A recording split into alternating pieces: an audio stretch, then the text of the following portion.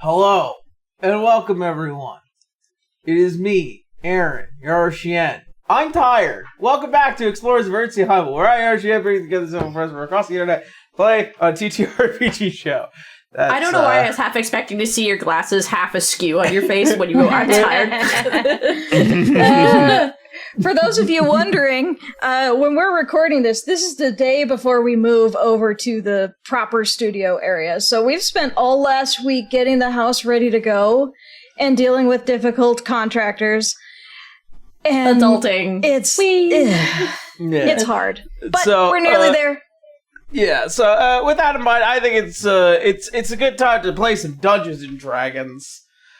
But yeah, this is gonna be our last session here. I don't know if I'll do something interesting in regards to that, but starting next session, you will be seeing a few changes, a couple of updates. We'll finally be rotating Volante out of our usual sponsor spots, as I'm currently looking around to find a new one. That in mind, though, as per some quick announcements, again, by the time this starts coming out, I will have started doing brand new homebrewing stuff, and I am going to be homebrewing a brand new archetype for A5E. Something that I have been wanting to do for the Bard class, known as the Gambler. Ooh. Yep. Excuse me, I'd be happy to play test that. I loved playing a Bard before. The Gambler kind of plays a little bit on the kind of wild magic table every now and again, depending on, how things go. But it does play with inspiration. It does play with adding a few kind of like wild and random things that allow you to spice up combat, or maybe even some social situations. Getting lucky in more ways than one, obviously. And also kind of allows you to use unique items and turn them into weapons, sort of like playing cards and turning them into daggers, or... Oh my god, are you making a gambit? Technically, Gambit is a gambler and a bard, so... Yes! But yeah... X-Men fans, keep an eye out for that. It will also be one of the subclasses that I'll be adding some firearm mechanics into, if at all possible. So it kind of gives you that lucky, sharpshooter kind of gambler abilities. There are going to be a ton of cool little notes that I will be adding into, but this will also be designed for both 5th edition and A5E. So look forward to any information that will be getting planned over too. But I've just kind of started just making certain bits for it. And then once things are kind of a little bit more solid, and then once the document is made, we'll put it up over on Patreon, so that way those who are over on our $10 tier will have access to it to play around with and give us notes and all that fun stuff. So look forward to the Gambler Bard subclass or archetype, depending on what game you're playing. Look forward to that. Let's see. I don't think that there's too much to announce. It's just that we're moving, new subclasses coming out, and I'm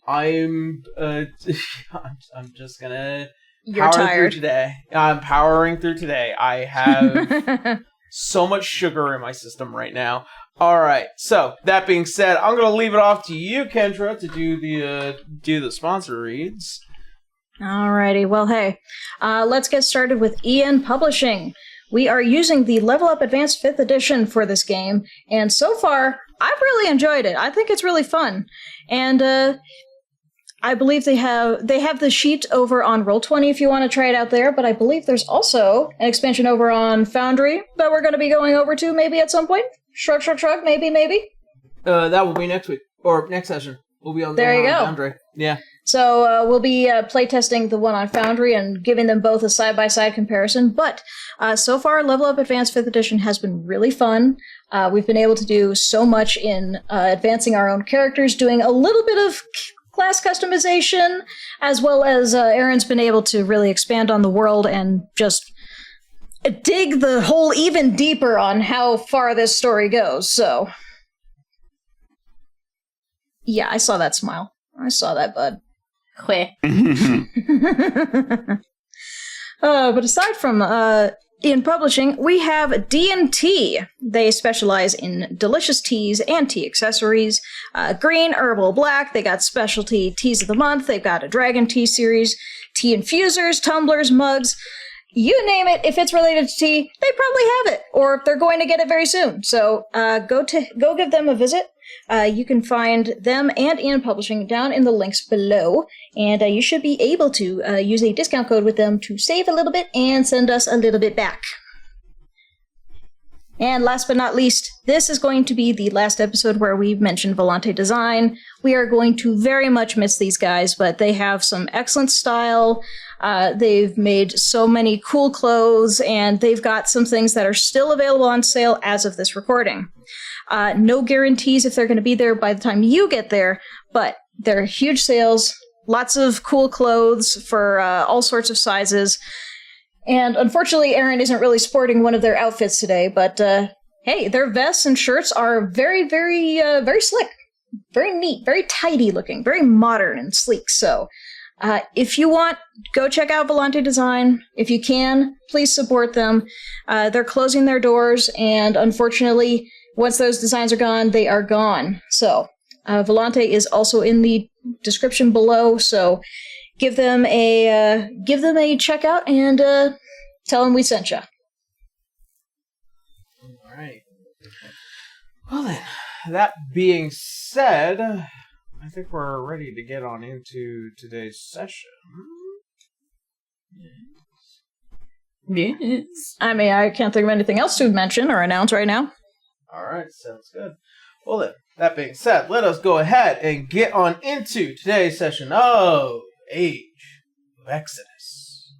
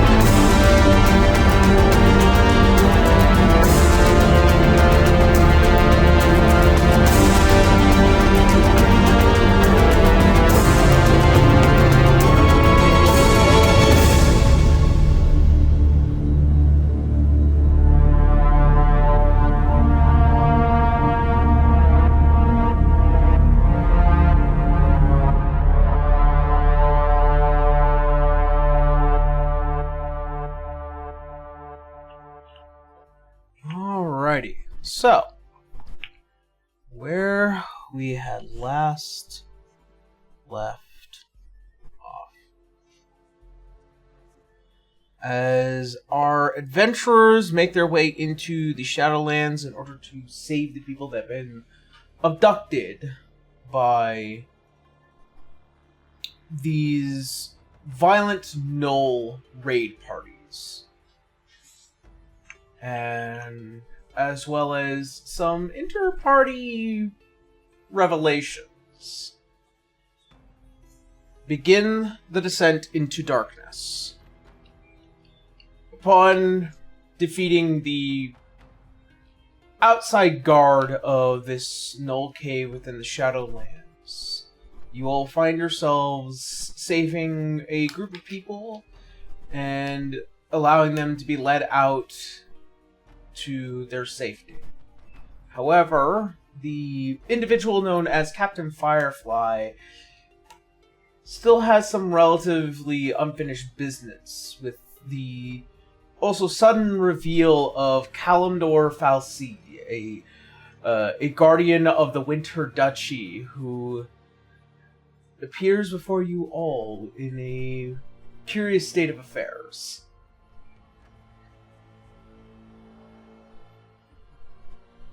As you all get a moment to breathe and can take a short rest. Yay! You converse among yourselves about the next course of action as to how you intend to descend into this dark ruin.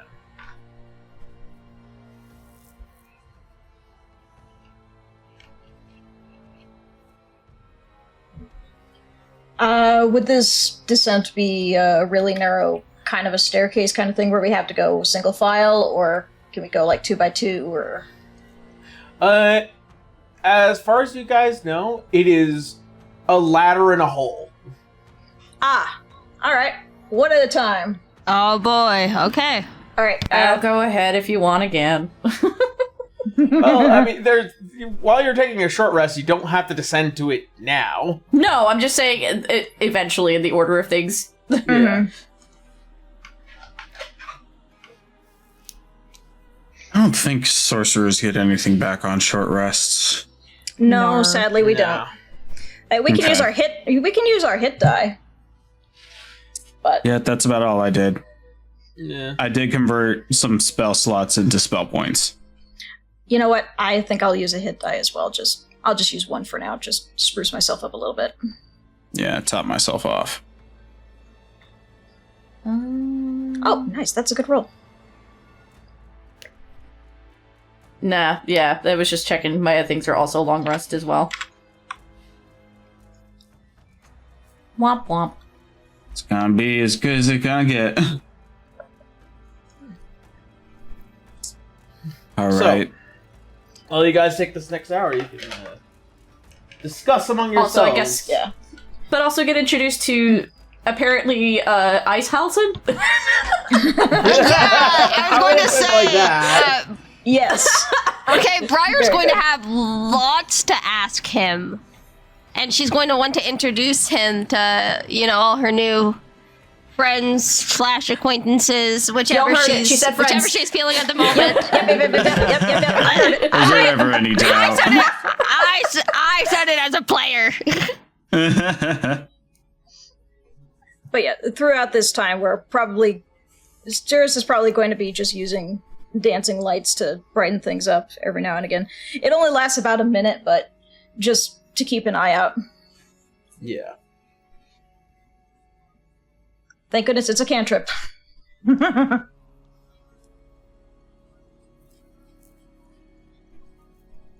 yes, introduce us to your friend. Yeah, Briar, be social. This is Kalimdor. He was my trainer. Everything that I learned about combat, I learned from him. And Kalimdor, these are my acquaintances. Wow. Briar just kind of grimaces at that, but ignores it. Just gonna go down the line. Abel, Adara, Xeris, Vale, Beowulf, and then she kind of gestures Tusker and Ian. Pleased to make your acquaintance. It's a pleasure to make all your acquaintance as well.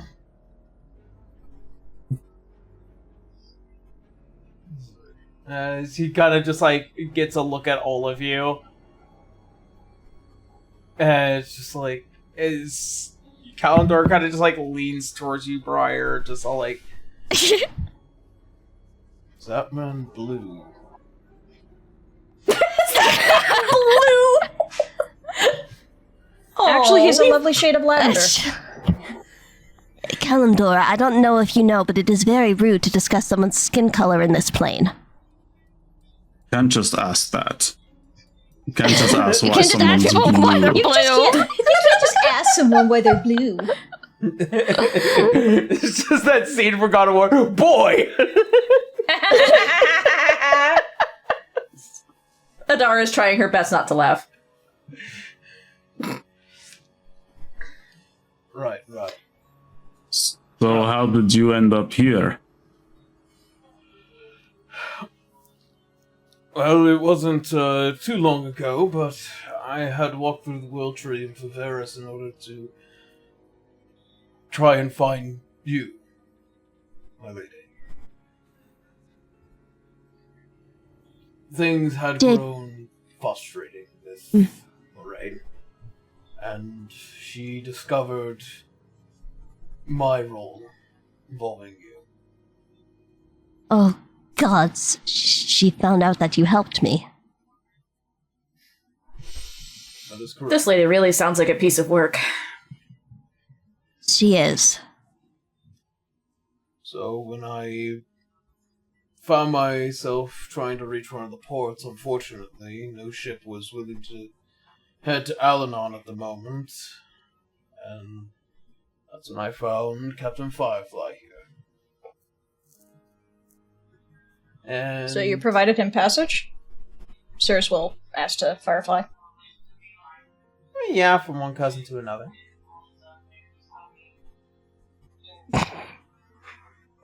Everyone's Firefly's cousin.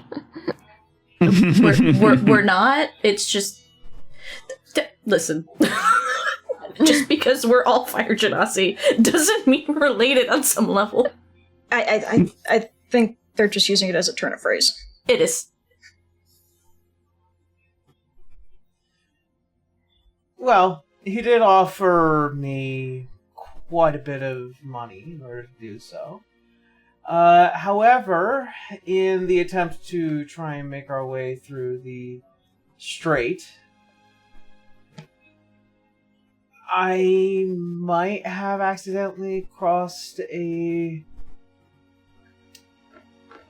Order of Heim marine ship, and they decided to, well, it's not like I haven't performed acts of privateering in the past. I know. To be fair, Order of Heim hasn't been all that great anyway, so... Well. Frustrations aside, I made an effort to at least try and keep Kalendor hidden for as long as I can, whilst we tried to plan our escape. And our escape turned into... this. This?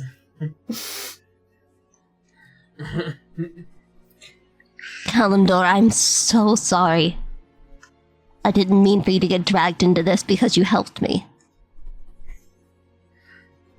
You have nothing to apologize for.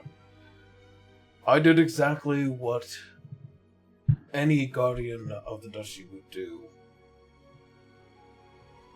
And I'm sure that you had to find out of whether or not what was being told was a lie. And I felt it. I knew, I saw it in your eyes that you're innocent. You didn't kill your father, and you certainly did not just steal that power. You didn't.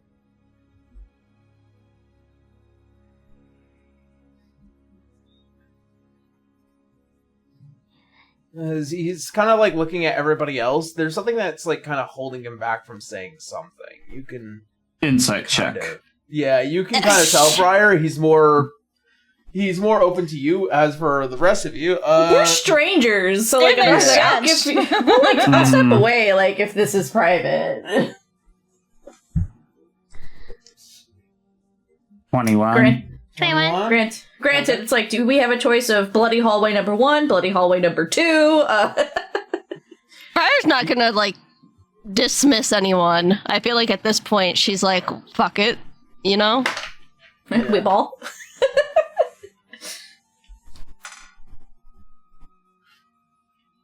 As he tries to lean in close, there are particular details that I don't feel very comfortable just openly explaining that to strangers.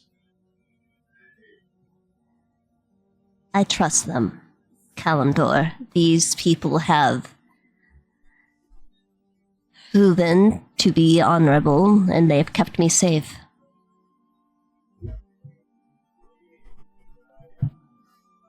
And if you so wish, my lady. I went back to investigate the ritual room, where things had gone wrong, obviously. I tried to inspect the space in which the crystal had been made, the ice crystal was formed around your brother, and yet every time I try and look into it, there is something wrong. Details that feel too out of place. So, Such as? there are certain magics that I feel like were at work that day. Illusions. Whatever is inside that crystal is an illusion, I feel. I do not believe your brother is dead. What?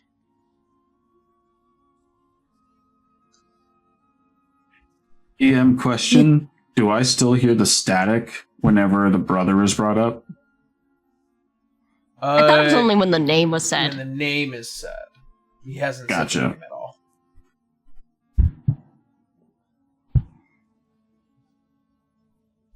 You're telling me there's a chance Helblor is alive?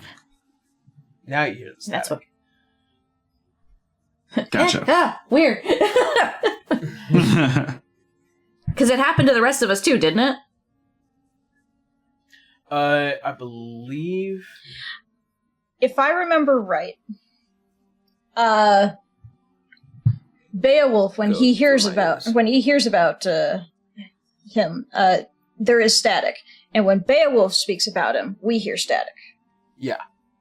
Okay, yeah, that's what I was trying to that's what, convey. yeah, Like, that I was, feel like, yeah, there's the note, yeah.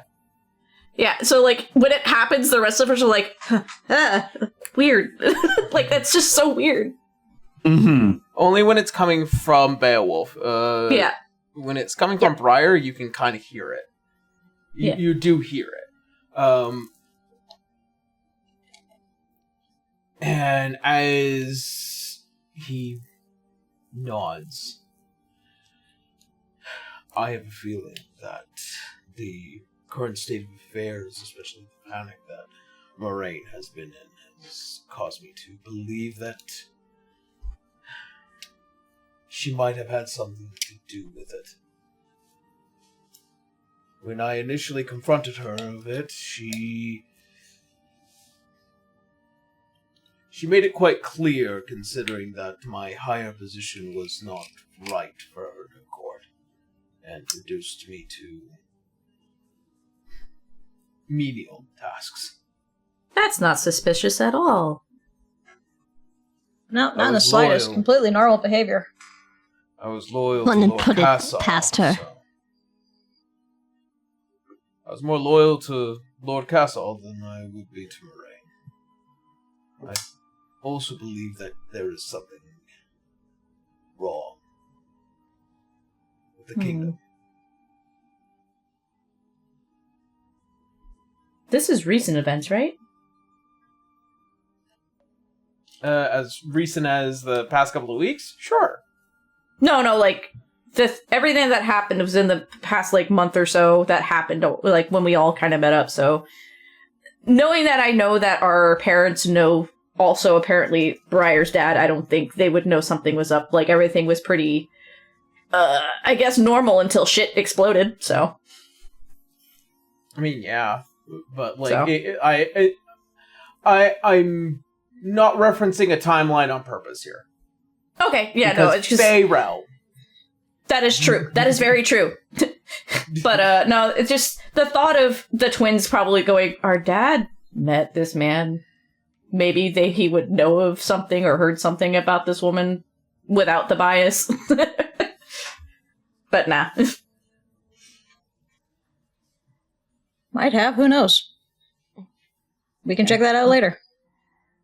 We could ask him, but it's if he has time to even answer us.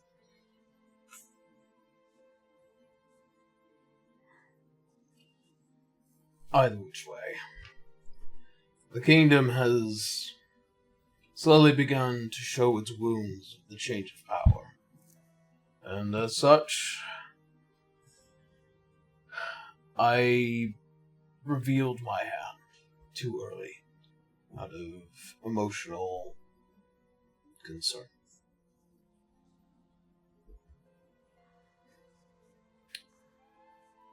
As such, she wanted to put me to death, and I ran. Yeah, that certainly sounds like a totally innocent person. Glad you managed to get out of there, at least. To be quite fair, I did break the law, at least in the eyes of the Winter Duchy, to start with. Moraine is also equally convinced that Briar has also broken the law. Killing an Archfey is a pretty big deal, to say the least. This whole scenario stinks. Kalimdor, I'm so sorry that she put you through that. And in my heart of hearts, I want to believe that Helbor is alive. But I have recently discovered that I myself am an Archfey now. And I don't know if that would have happened if he was still alive.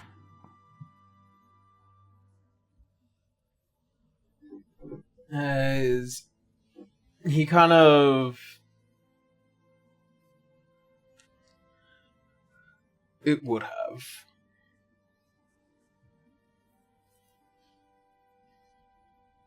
Believe it or not, your father's will was quite finite, but he kept it close to the chest.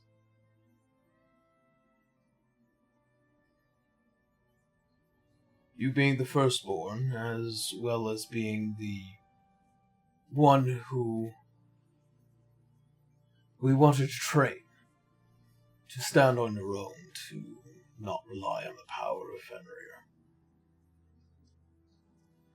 Helbor knew that people would rely on his strength in order to protect the duchy. He was going to be your sword.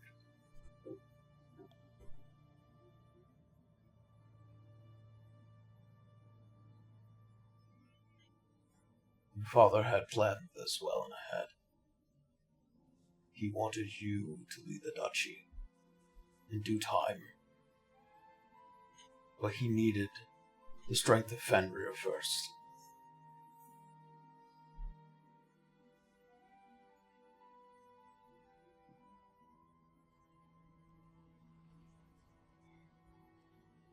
Something else you should probably know. I am Fenrir's vessel now.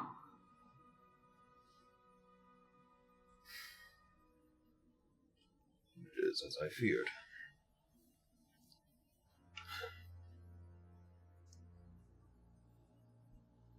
Things have gotten complicated, given that there is no sign of Fenrir around the duchy. Your Moraine. Without the power of Fenrir, she feels weak, threatened. And she certainly is starting to show that weakness and frustration.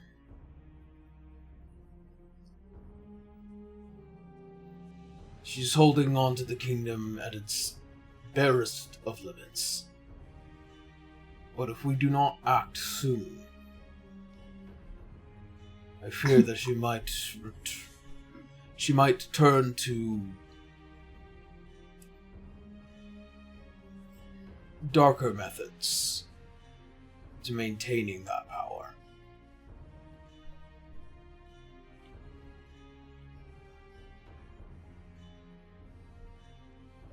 And what do you expect me to do about it? The moment I step foot back in the Winter Duchy, she will have every guard in the duchy after me.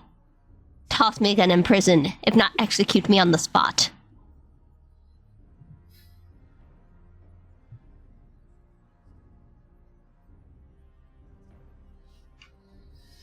I don't entirely... As far as I'm concerned, to hell with her.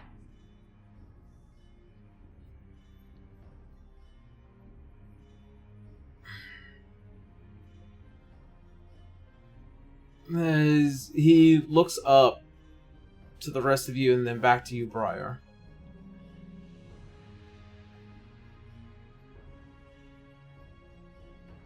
My lady, you have to remember that you still have a duty to the kingdom, to your people. Hasn't your father even taught you that much? You deserve a leader. Are they even my people anymore? They are. Abel's gonna put These- a hand on your shoulder over your cloak to steady you a little bit and let you know you're not alone. You're fine.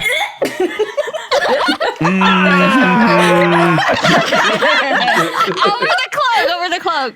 Briar will lean into it a little bit, relaxing slightly.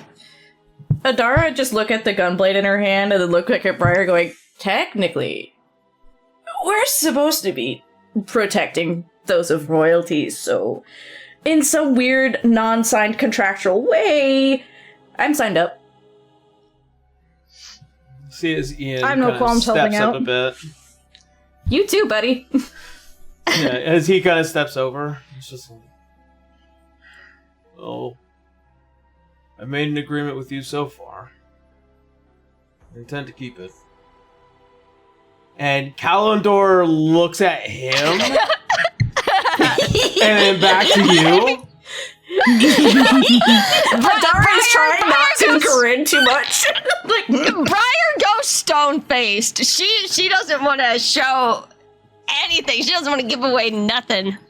Taking the opportunity for revenge, yes!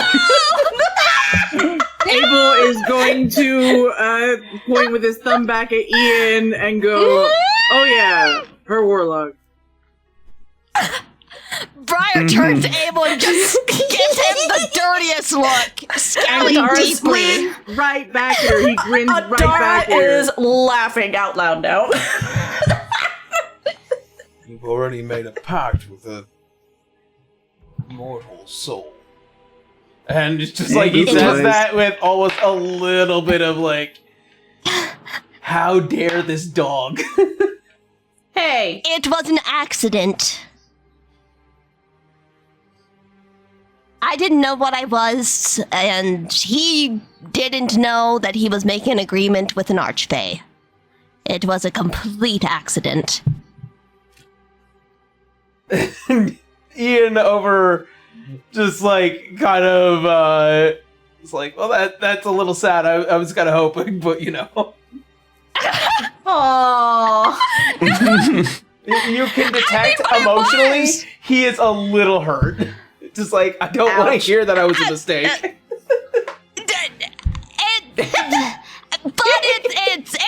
It'll work out. It's Oh fine. my god, stop flirting. Yeah, so much flirting. As- Adara and Shut Abel are like the enjoying this now. Fuck up. No. Kalendor Yes. like raises his hands. Let us remain civil for a lady, please.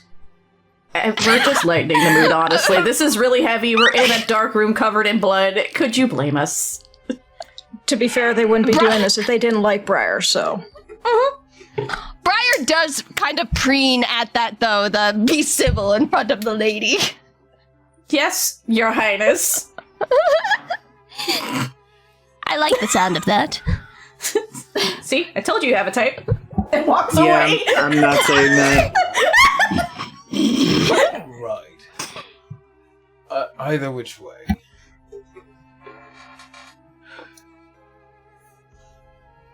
There are various curiosities within the realm of Eardsihimmle that we have... that I have plans in order to investigate in hopes that I might be able to return to the Winter Duchy as quickly as possible. Hopefully with you in tow.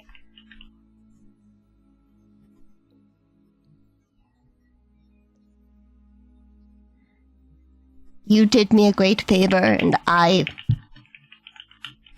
intend to repay you, but I don't know if I can return to the Winter Duchy. I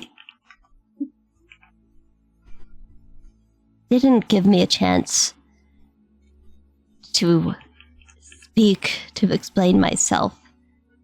Before, at her demand, they imprisoned me. Moraine made that decision, not the people. They are being lied to, convinced of your villainy, but no villainy had ever been committed. Maybe I am a villain.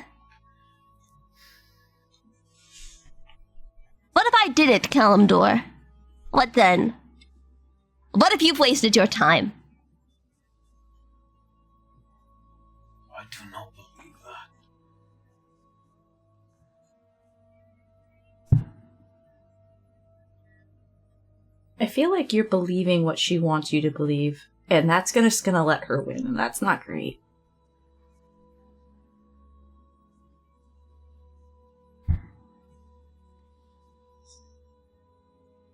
I'm frightened. I don't want to face her. And if she's right about me, I don't want to face what I've done. I don't feel like you did it. The big word here, the biggest word is actually the smallest word, if. Yeah. And given how much you seem to really love your family, by that I mean your dad and your brother, there's no way you did that. You see I wouldn't have Kalimdor- intentionally.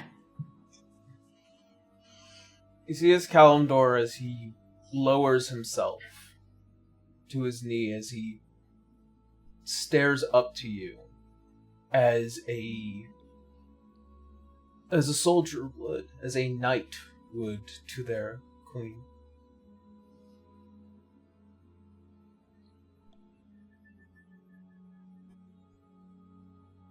It is better to know why and how than it is to believe that what you have done is for whatever it is that they have been saying about you.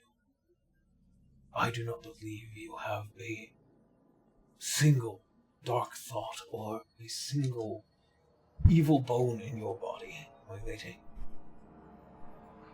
Even if you did. Even if there's even a chance that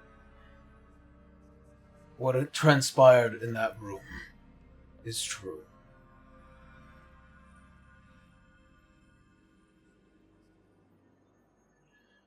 There has to be a reason for it.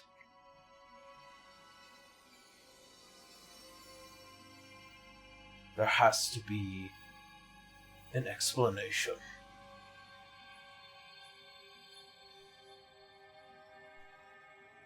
And no matter what path you decide to take,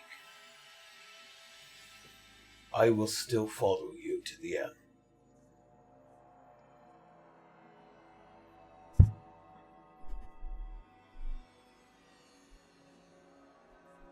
Not just because you are the Queen of the Winter Duchy, not just because you are an Archfey now, but because I know you. You are my friend.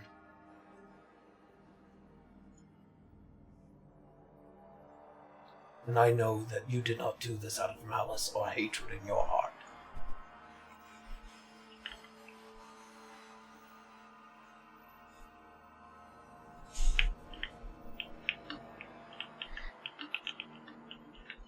Tell me Yes, what even you though- need me to do.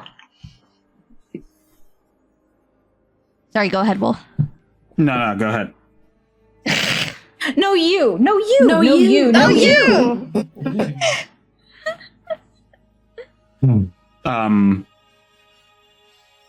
Wolf has been listening to this man talk for a moment now and has honestly been thinking some violent thoughts about the way this guy's talking and the expectation he's been saying his kingdom, the Winter Duchy, has been placing upon Lady Briar's shoulders along with her brothers. That static that's been ringing through his ears like tinnitus is painfully loud every successive time. And hearing him say that he stands by Lady Briar, even if that last one, after the silence falls, he has to step forward. Even though you doubt your lady, your kingdom has placed great expectations of divine importance upon children who have no idea how to protect themselves or wield it. You have brought hell to young lives and demand sacrifice that you and your forefathers could not bring themselves. There is no doubt in my mind that Lady Briar speaks truth, and always has. I believe, and always have believed, that she would never strike those that she loves out of malice, and that no force, even beyond our realm, could drive her to do so. The kinship between family, truly understood and truly appreciated, does not require sacrifice. Does not require children to fall in the name of kingdom's people.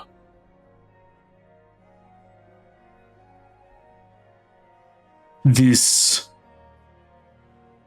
great base spirit, to hell with it. If it's to possess these children, to use them as vessels of war, Lady Briar does not owe a kingdom that has betrayed her and struck down her pride and her family. As far as I'm standing, she is better off without you all. But I also know the meaning of duty to home and country. There is a fine line, a very fine line, between leading a people and being commanded by ancestors. I will stand until my dying breath to protect those that I care about, and glances around at every single one of you.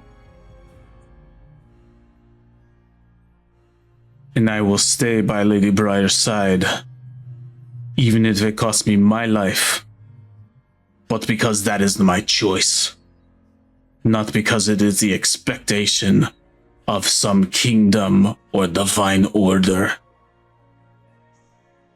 And I believe you should look inward as well,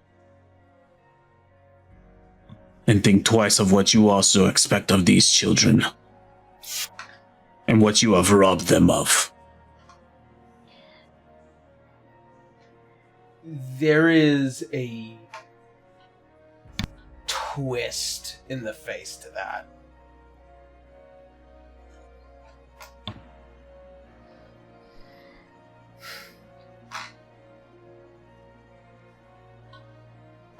Please do forgive me.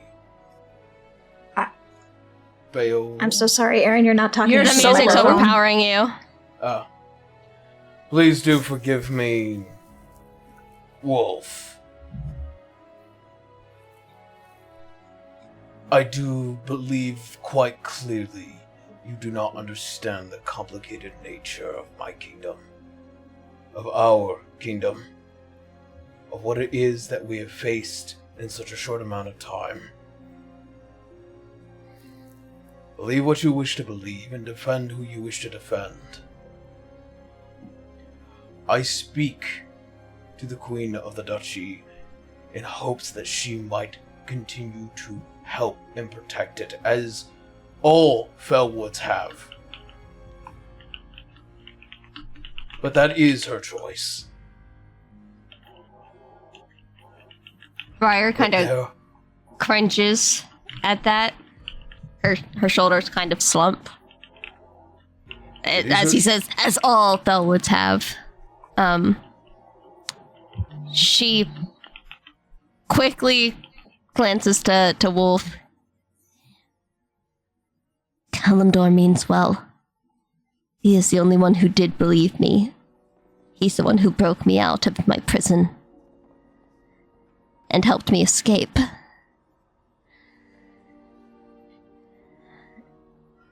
And then she turns to Kalimdor.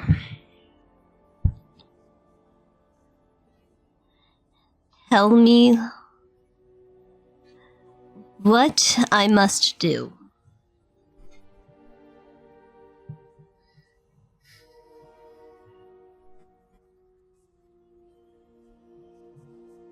If we are to reclaim the strength. We lost B. Oh, Uh-oh. B is back. oh, there you are. Also, you're super low no matter how much I make you loud. Yeah, I don't understand. Is your laugh Hold on. mic on? Yeah, no, it's on. Hold on. Okay. Let me move Sorry, it. I was just pointing somewhere out that you more. were really low. I'm really sorry. I figured Yeah. this is a good point to ask. Yeah, probably just. There you go. That's a good spot for it. Mm-hmm. It's not recording? No, Huh. and when I hit the recording button, it doesn't continue. Huh. I'm gonna have to use Craigbot again. It is what it is. I'm sorry, there's so many tech issues lately. Yeah. It's a good thing we have backup issues, backup solutions. Yes, we have backup issues. issues. Too many Contingencies, more contingencies. Anyway. As he's looking at you, if you are to be the vessel of Fenrir, and if we are to claim strength enough in order to convince the people that you are strong enough to lead, you need to finish your bond with Fenrir. You need to bind him to you, and you need to be able to use his power.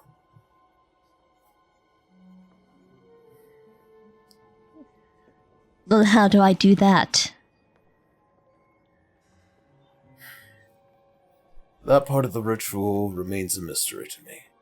It was a secret passed down from one who would bear to another, or it was kept within the annals and records of the kingdom. However, if you are aware that Fenrir does exist, then your bond could be revealed with whatever it is that he so desires. I recommend sitting with him and discussing those details. I've communed with him several times now. He often comes to me in my slumber. However, he speaks to me in riddles.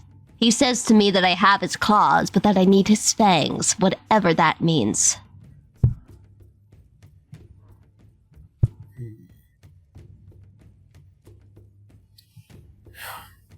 In old legend, the claws were often referred to as the body. However, the fang would also mean his magic. Perhaps we need to examine your magical abilities further.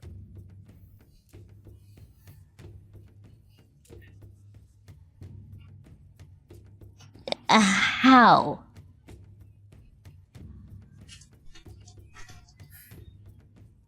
I believe we're going to have to figure that out in due time. It could just mean that you need more strength, and more strength means to challenge yourself. Push you to your limits.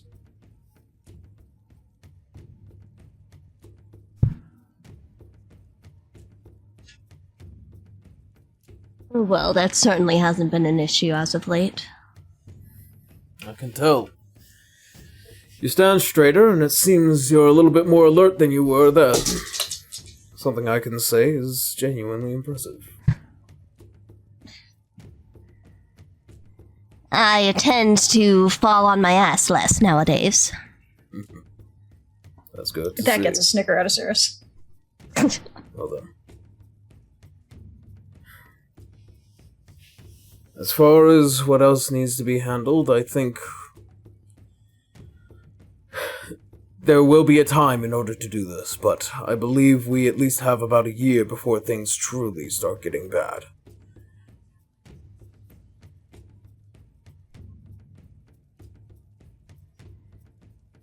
So are you going to train me again?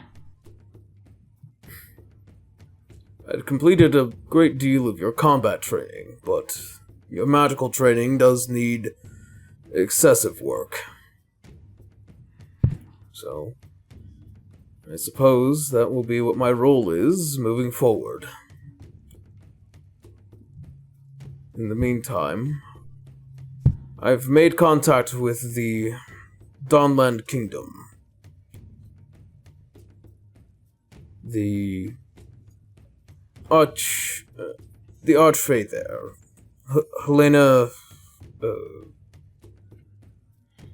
Matilius.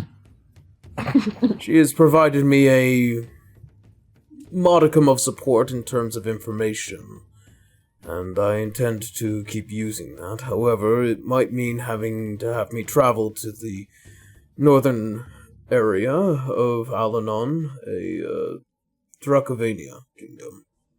Oh, that's For real her. north. Yeah. Hold on. It was Helena who Yep. sent the scout, Yep. right? Yep, Yeah. yep. The one you mouthed off at, yes. Yeah. It was Queen Helena sent a scout after me. Scared me out of my wits. That might have been partially my doing, in hopes to try and find and protect you.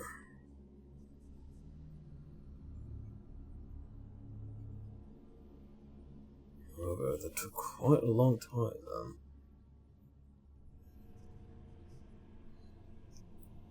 Either which way. It does sound like that your training needs to continue in the arcane arts. Your connection with the star is already relatively strong, and it seems like your magic could use improvement in places that I might have failed to teach you at the time. So, when the time is right, we will continue your training, but do commune with Fenrir in hopes that he might be at least willing to provide you with more than just what this effect might be.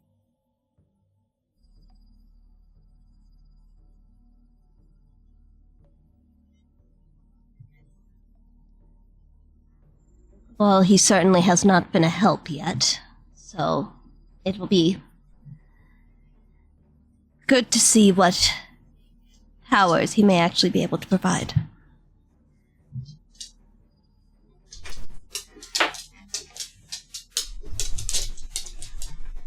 Hold on. That said, I believe we still have a bit more of an investigation regarding these gnolls ahead of us. I have questions that need answers. Well, that requires going down that dark hole. Nothing a Duchy Guardian can't handle.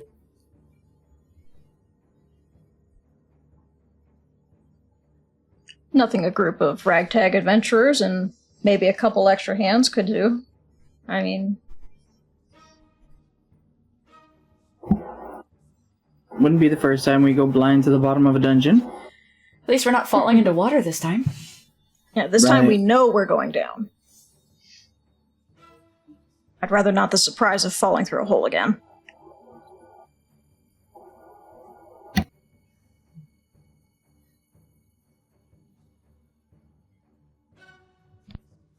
Are we going then? You see as Captain Firefly as she steps over. I think that's well and good and all, since you, Kalimdor, have managed to arrange everything quite well. However, I do get a feeling that every now and again we might run into somebody up here if they decide to come back. So, how do you want to cut this, man? See, it's Kalimdor looks to the group. The captain is right. There's too many of us to be moving around in a place like this. We'll lose the element of surprise quite easily. And also, not to mention, that we might have a bit of trouble on the way back if there are more gnolls who are returning from their hunt or raids. So, it would probably be best to leave a couple of us behind just to make sure. Under Who's his this breath, us? Wolf says, "Why does everybody we meet always want to split the party?" Specifically us.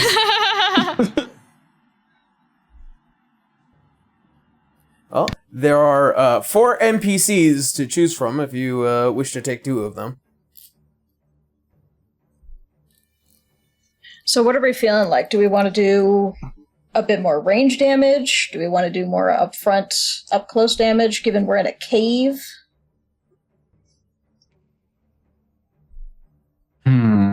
I think in cramped quarters, strength is probably better. And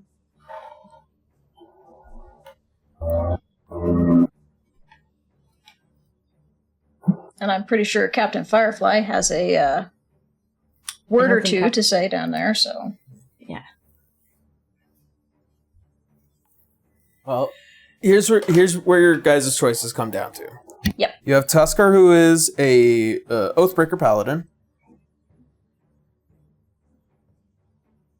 You have Ian, who is a Fighter Blast Guard.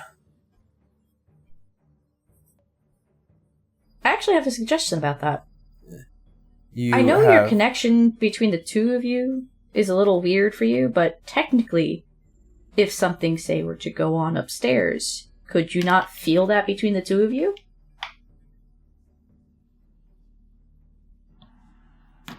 What? Meaning their connection, like, so if something's stressing out Ian, because, like, say, some gnolls come back or some shit, that Briar could still feel that while we're down below. I A Does the form rest of of us connection. know about this emotional connection?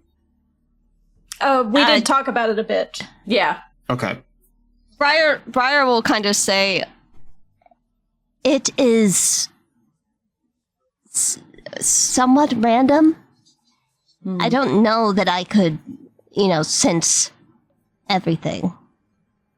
And I don't think it works the other way. Well, maybe this is a good time to practice.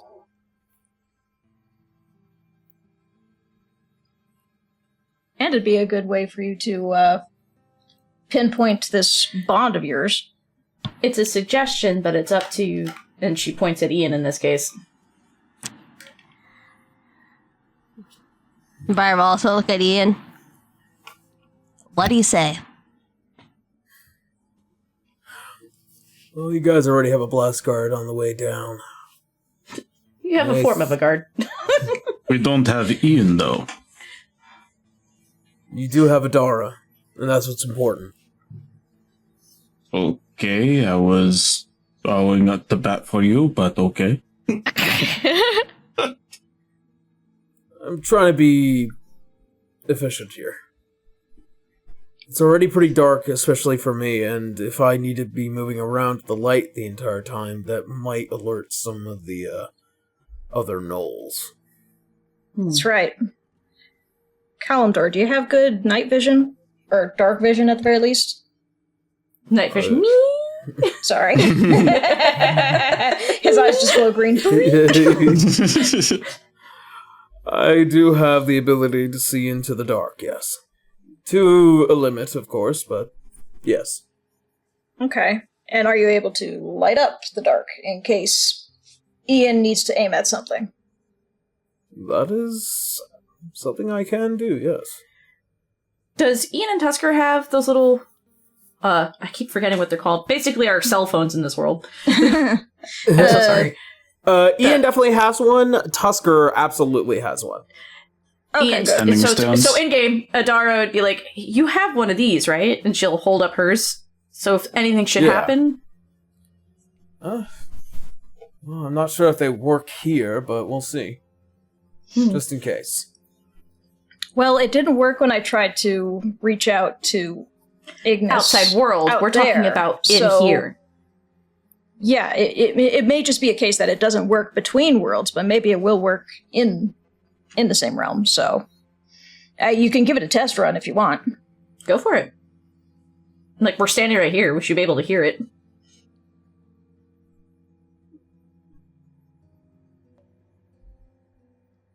Do you want me to do it, Aaron, or do you want to do it between your two characters? I'm asking you if you guys want to Adara do was it. asking Ian, like, give it a shot. See if yours works to mine. Oh, okay. I thought you were talking to... No. Ian. All right. He does pull his out, and as it kind of just does the split, it does alert you, Cirrus, that Ian is trying to make contact. All right. Go. That solves that problem. Yep. At least there's that. So if anything up here goes real screwball, give Tusker a buzz, and then, well, Tusker or me a buzz, and we'll send someone up to help.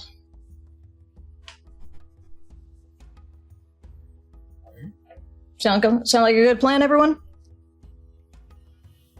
So I like it. Ian and Kalimdor are being left behind. But you guys, if it turns out that there's too many for you to handle, don't tackle them. I'd rather you guys stay alive. Just let us know that something's happening versus putting yourselves at too much risk. Of course.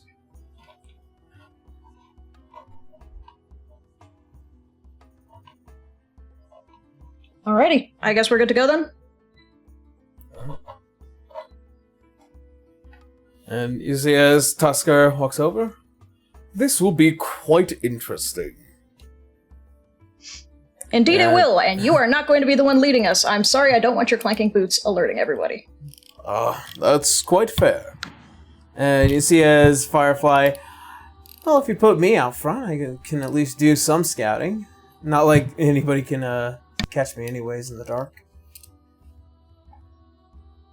Alright. So Firefly in front. Adara's gonna still stay to the front of her group anyway. Mm-hmm. And I think Vale was sticking her close to Adara as well because we have the higher perception. Uzu? I'll be in the middle this time. Okie dokie. That's actually not a bad idea. Good perception in the middle can catch things in the front and the back.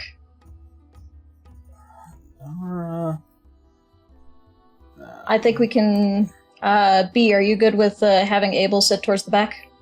Yep, I'm fine with it. Alright. I suppose then we can have Briar, Cirrus, and Beowulf interspersed in between the middle bit there.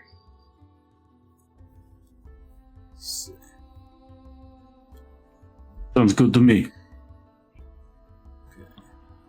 Alright, so after Adara...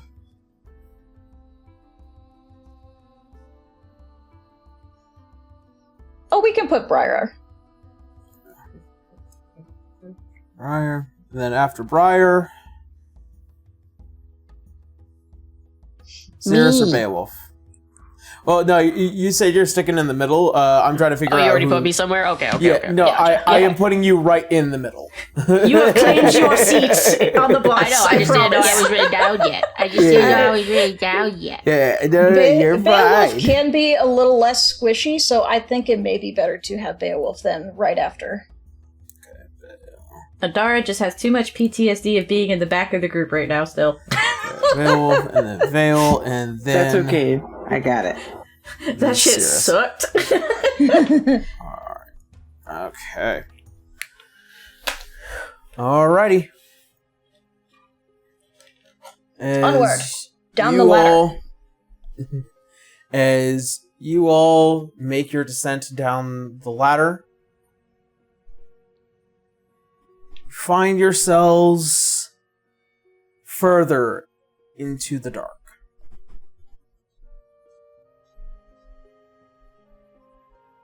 Excuse me as I...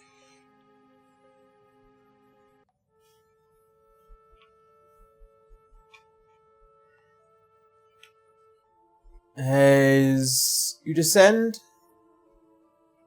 you find yourselves in this chasm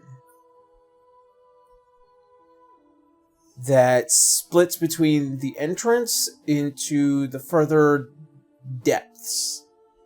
As this bridge, this bridge made out of this kind of like melted stone. Almost like slag that had been just burned and kind of melded messily together. As you cross it and enter further in, you see with what looks like to be these old and ancient ruins.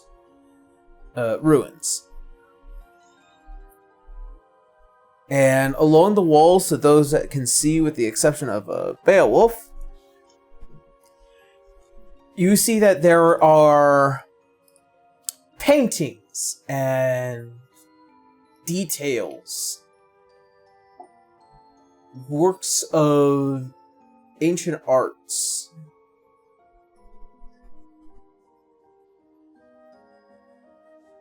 Let's see. Anything in particular? Yeah, that's why I'm trying to look for who has the highest history here. Okay. Cirrus, Beowulf, and Briar. I need you three to make me a history check. I thought I didn't see anything. Well, I mean, if you're sticking by it, you're sticking right near one of us, so. Yeah. History check. Oh, that's a +2, okay. Briar got 12. Oh, that's a 9. Cirrus didn't see it, sorry. This is history Okay. check. Yeah, history. Because it can still be described to you, you just can't see it. 14. 14, okay. As you kind of get closer to the walls and a lot of these paintings, you see depictions of a ocean of creatures as if they kind of crawl out of the abyss. These beings as they struggle to pull themselves out. You also notice a massive tower, dark and kind of sharply pronged in towards the top, and around it with what looks like to be this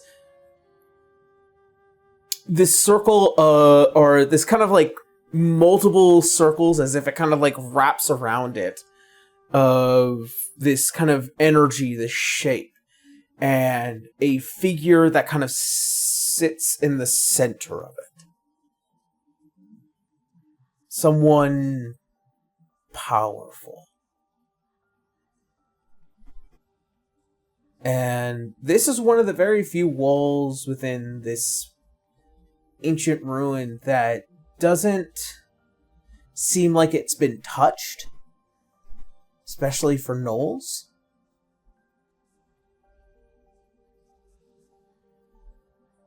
Do we still see a trail on the ground? They just left the walls alone? they've left these walls alone, almost as if provided a measure of reverence for creatures that don't do that often. Let's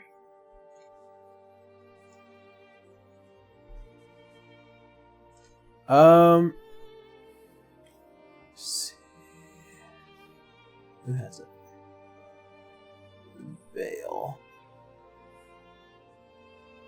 Vale. Oh, Uzi just said, be right back real quick. Oh, yeah.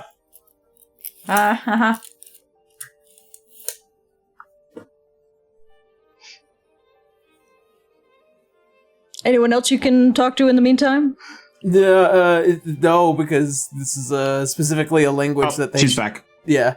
Uzu. Vale, you too. I was up. You see...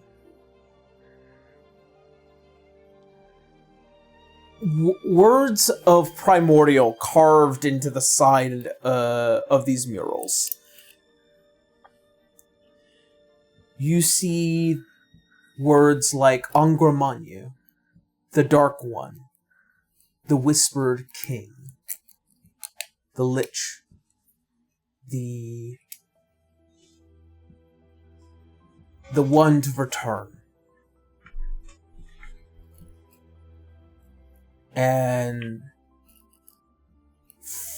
one final name, the Promised.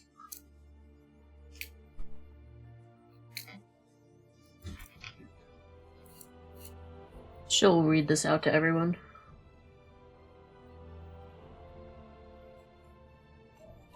Those are some lofty titles.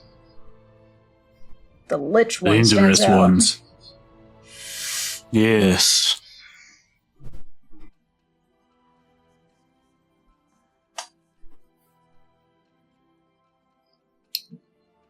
Well,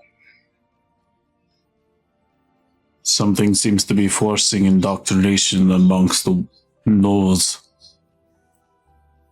well, maybe. We'll need to investigate a little bit further to know exactly what, but that's a theory.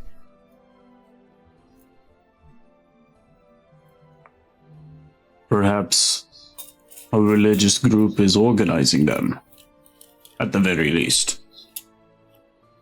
Cult. Maybe a cult, yeah.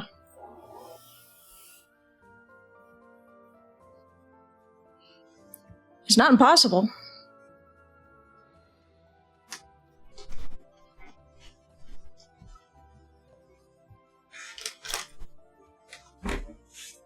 This place gives me the chills. Perhaps we should continue. It is very creepy. Indeed.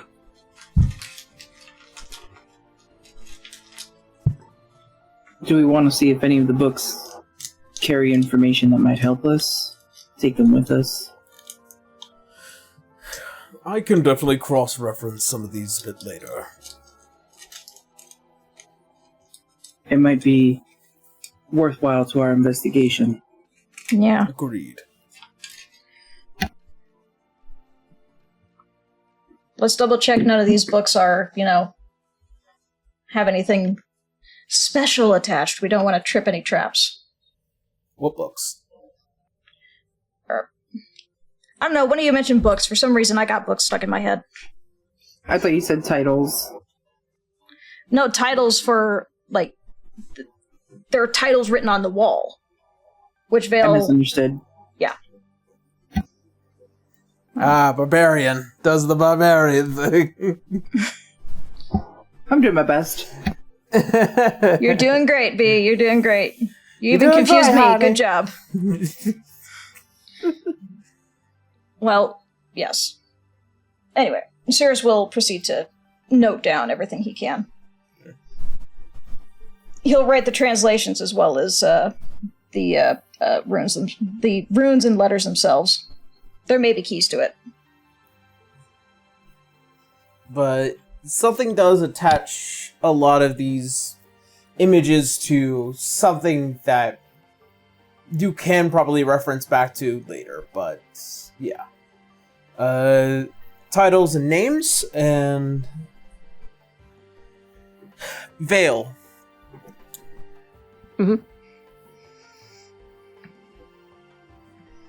Make me a perception check.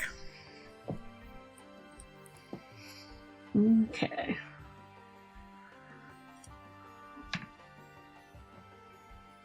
Yep. Okay. Ooh. 35. Yeah, nothing escapes Vale. As you continue to look at many of these rooms, you kind of like go to turn and see something a bit more diminutive, almost as if purposely to frame these beings as the challengers, the dark ones, the ones who prevent the rise of this being, of Angramanyu, of the Dark One. You see a singular figure who kind of just like has their hands like this, and around them are these masks that represent the phases of a moon.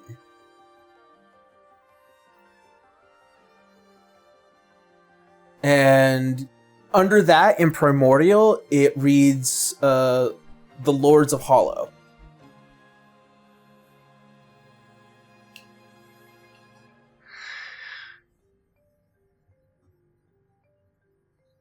Squint.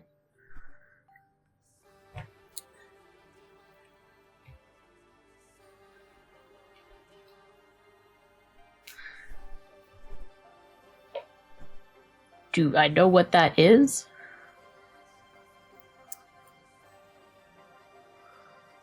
Make me a history check. Okay.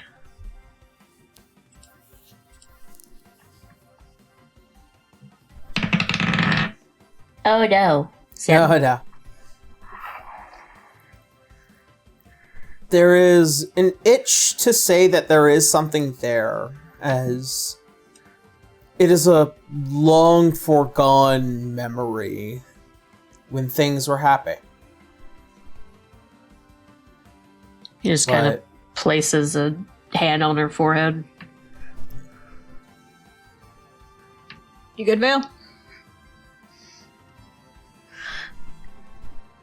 I found something else. There's something about it that scratches the back of my brain, but I can't get it. All right. Well, point it out. I don't know if I'll know about it, but maybe I can help. As she points it out and translates it. And would this be something that Cirrus can help with? Your passive history tells you a little bit.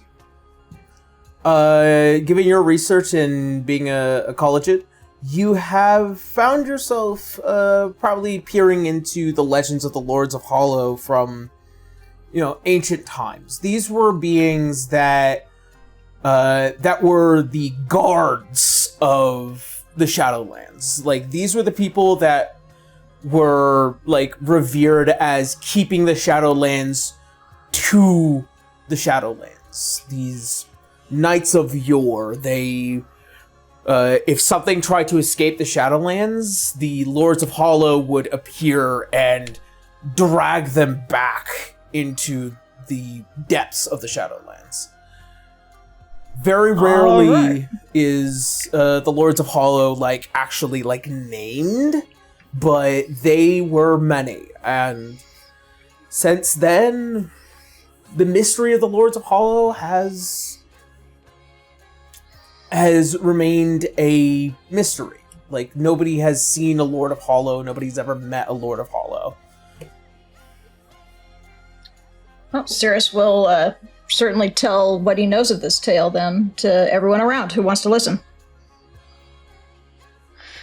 As Sirius kind of tells it, she's just stuck staring at the masks with the moon phases.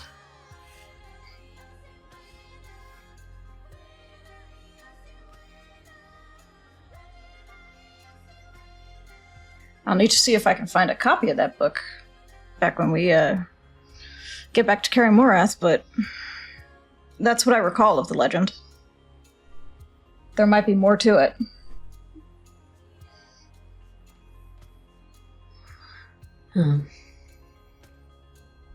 Yes, I'd like to read about this when we return.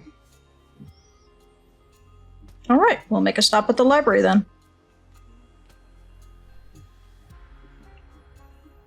Maybe a rare bookstore. They might have it too. That's worth looking.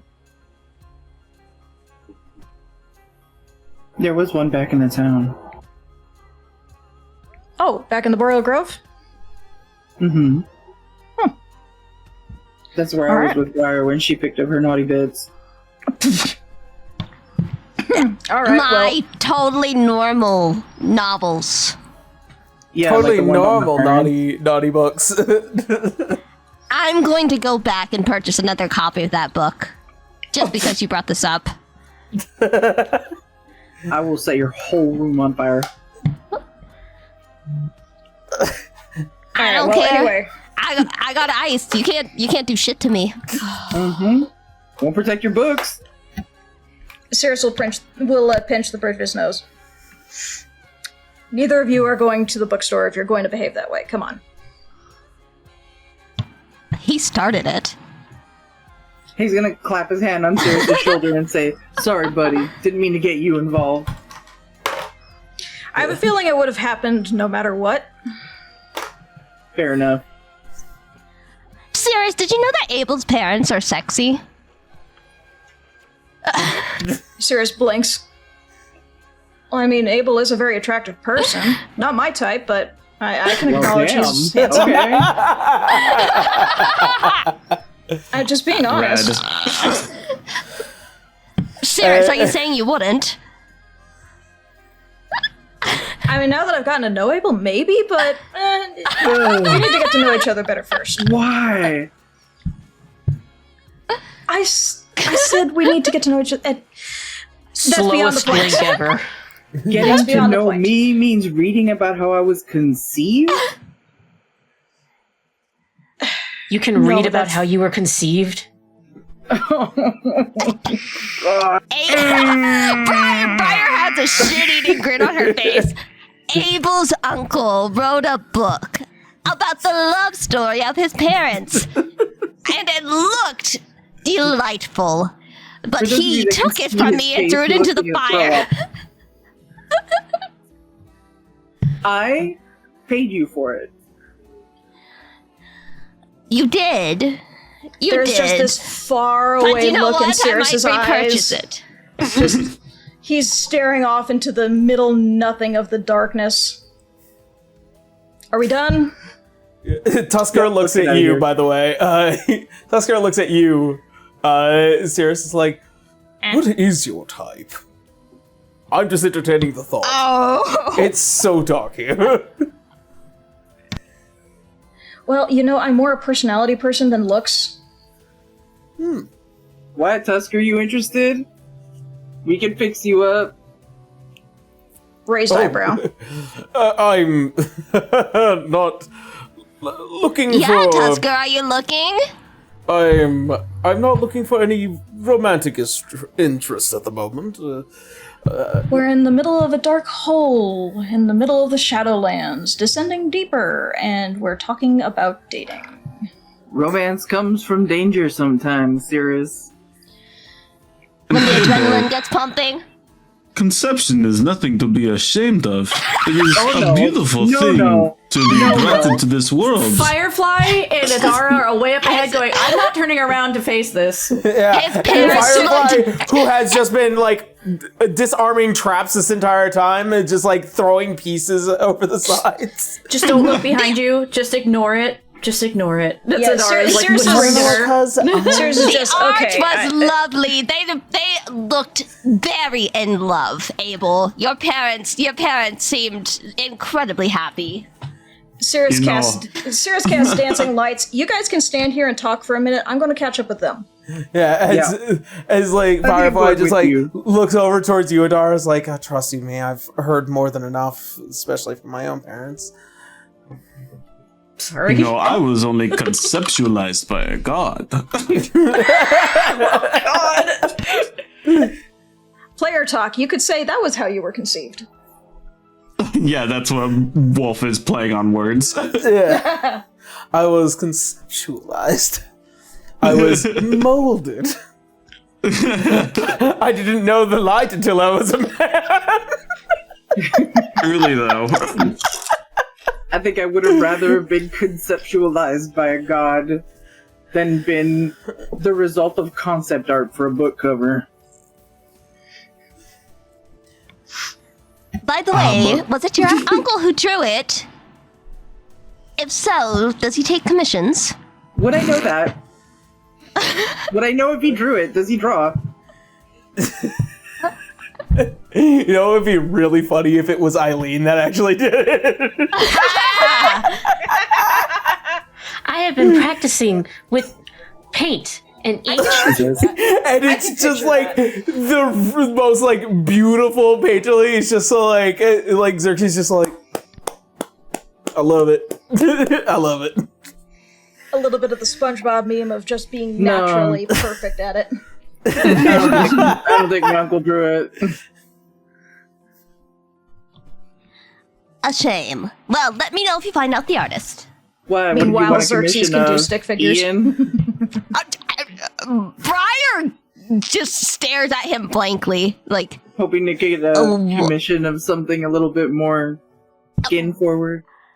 why would I want that? Don't be I disgusting. don't know. She just Maybe kind you of were turns planning away. Your own conception.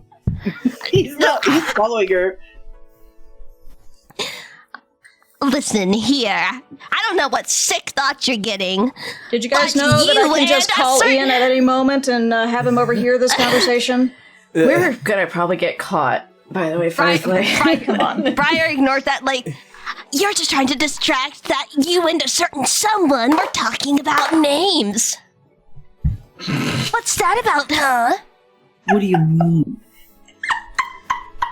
Oh, I don't know. Maybe you're planning your future with a little fire genasi lady. I'm not planning my future with anyone. My future was planned for me.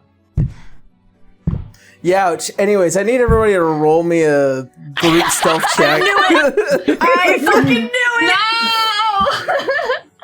it! Roll a what? A A group natural stealth 20 for Adara, so go fuck yourself. Everybody roll stealth. If your stealth is lower than your passive, I will take your passive. All right. 22. And got him in 13. my leathers. Oh, somebody catch Cirrus. I got a natural 20, but I'm too far ahead of you. Let's see.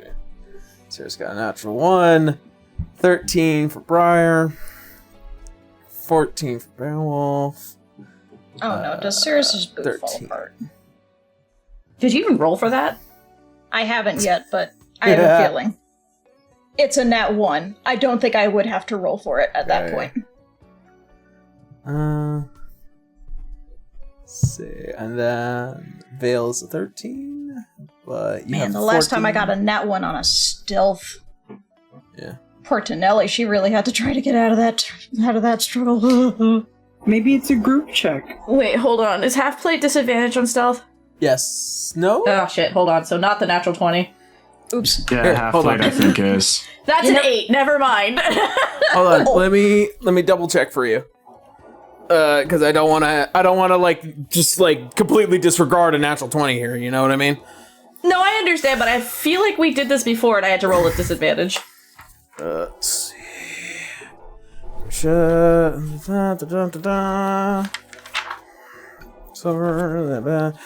Just gonna make doubly uber sure.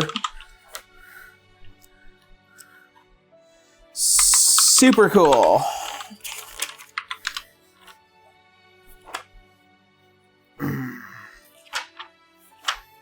I don't know if the rules are different in A5E. I just, yeah. Yeah, no, I know.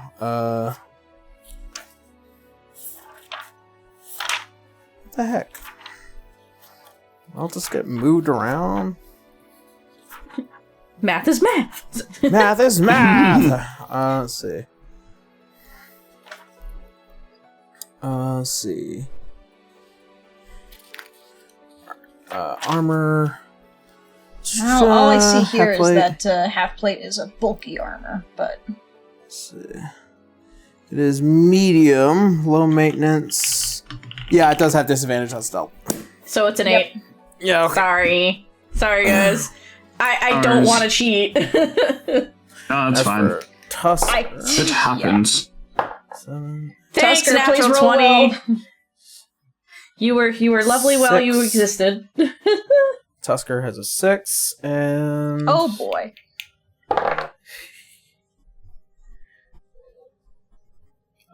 Firefly has a 22. Not surprised in the slightest. Yeah. Rogue doing rogue shit? Who would have seen that coming? Alright. Firefly's a rogue? Yes. Yeah, swashbuckler. I don't know why I thought they were a monk. Who knows? Maybe they multi-class, but Okay, so, fail, pass, fail, super fail, pass, fail, pass. I'm just doing mental inventory on how many spare sets of boots Cirrus has on hand. Yeah. Alright. As you guys just make quite a bit of noise in your descent, as you reach further into the cave system, there was a measure of preparation. As you guys go to pass one of the corridors, you hear the sound as rock falls and it traps you all into further into the cave system as you all begin to hear the sounds of cackling jackals as they continue to play with all of you. This is fine. Lovely. And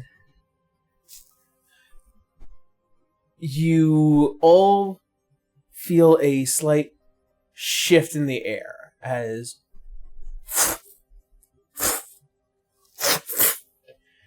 and falling from the top of these caves as massive gnolls kind of take a stand and surround the entirety of the group. Yep, we're caught. Cirrus is just going to speak into his little stone here. Well, we ran into trouble. Yep. And also, Cirrus, roll me a D100. I figured. You rolled a natural 1, so it had to happen. Yeah, it's a 48. 48? The moment that you go to turn and kind of prep for battle, the heel of your boot falls off. Not just only the heel, but also the entirety of the sole as well. What the fuck? Specifically, did it snag on something on the ground, or did I step in something sticky? It just ripped.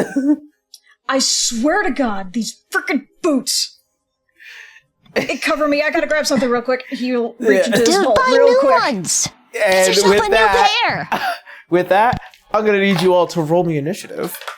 Yay! Yay! Oops. Alright, that's a 16 for Cirrus. Ooh. Oh, A natural 20 again! This time I can use it! Yay! Alright, you're going out to Firefly because she also rolled a natural 20. I'm assuming the rogue is faster than me, though. With the +5? Oh, yes. Yeah, just a bit. To be fair, you two also were kind of leading everyone, so... I'm sorry, Uzu. We got the pixel dice to try to null the friggin' natural ones. I'm sorry. God damn. It's fine. Wolf, and then... At least it's the initiative and not an attack or a save. This is true. it's better than it could have been.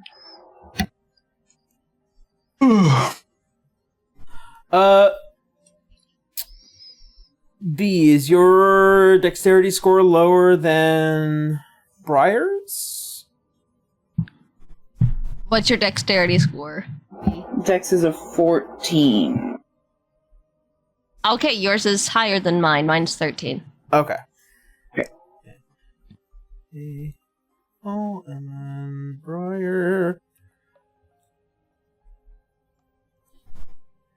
And then I got Veil at the bottom. I'm gonna roll a 1 on my attack guaranteed now that I rolled 2 nat 20s. For S. And then that's for Tusker. Tusker is actually pretty up there. Hooray. I'm gonna say, for the sake of Abel, either Adara ignored everything she just heard or didn't hear it. She was too busy with hanging out with Firefly up ahead. I mean, Briar was whispering. To her credit, she was attempting to whisper. And then you got louder. I mean, anything other than silence would have been a dead-ass giveaway, but we definitely were having a sibling argument. You were. Alright, well then, with that being said, now that I got everybody's initiative, I think, for right now, it is a good time to take a quick 10-minute break, and then we will be right back.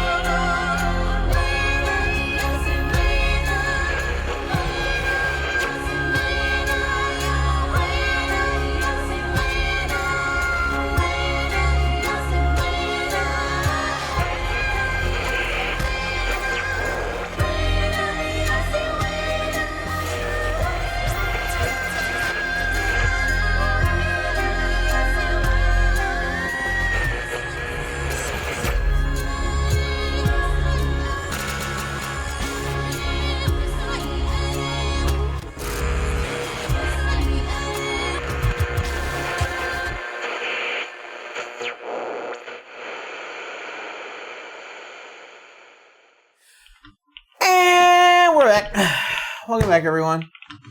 How we doing? Y'all ready? Y'all ready Existing. for this? Yeah. Yeah.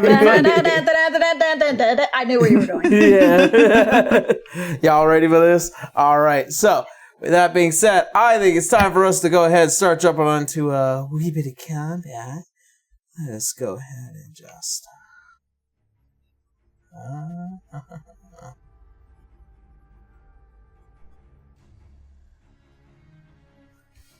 Alrighty.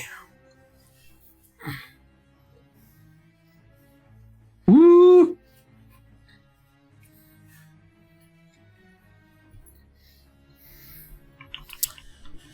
Okay. So, with that all put together, as you find yourselves now surrounded by a group of gnolls at the entrance of their hideout, or here at the bottom of their hideout. You start at the top of the round with Firefly. She's just gonna start with this. She's gonna do rogue things. Yep.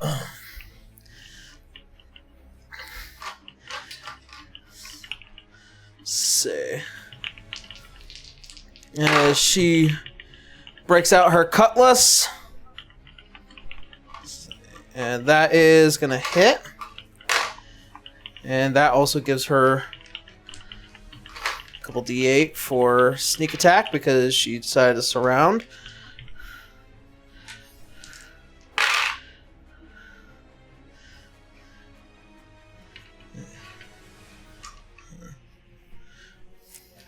So that puts us at 14 points of damage for that first gnoll.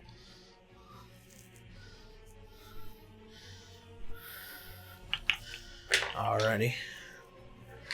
As like a shadow in the dark, you see as she just kind of dances around and then with a single backswing just slices into the back of this gnoll, and you could hear the kind of the cannon screech as it echoes off of the walls a bit.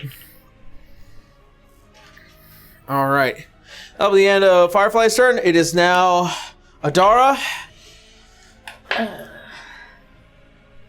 I'm so happy I'm pink. I can see where I am. Is that another enemy behind me, or? Yeah, that is a gnoll. That is a gnoll. Cool. And then there's who's directly to my left again? That is gonna be Firefly right there. Alright, I'm gonna step down, south, not leaving their areas of attack, just on the other side of where I'm at now. Okay. Sorry, I was trying to make sure that made sense. Yeah. Fuck it, we ballin', right? She gonna do a special thingy here. I'm gonna do Hunting Blast.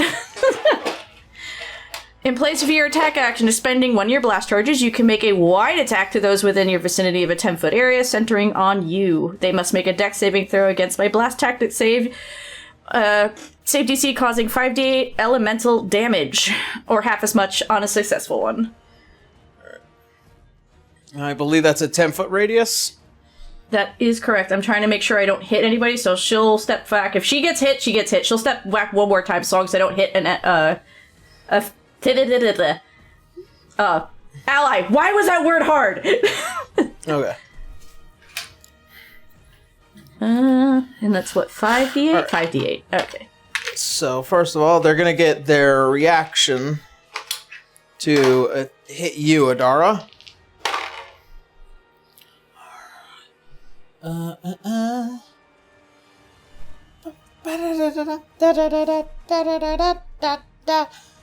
Okay.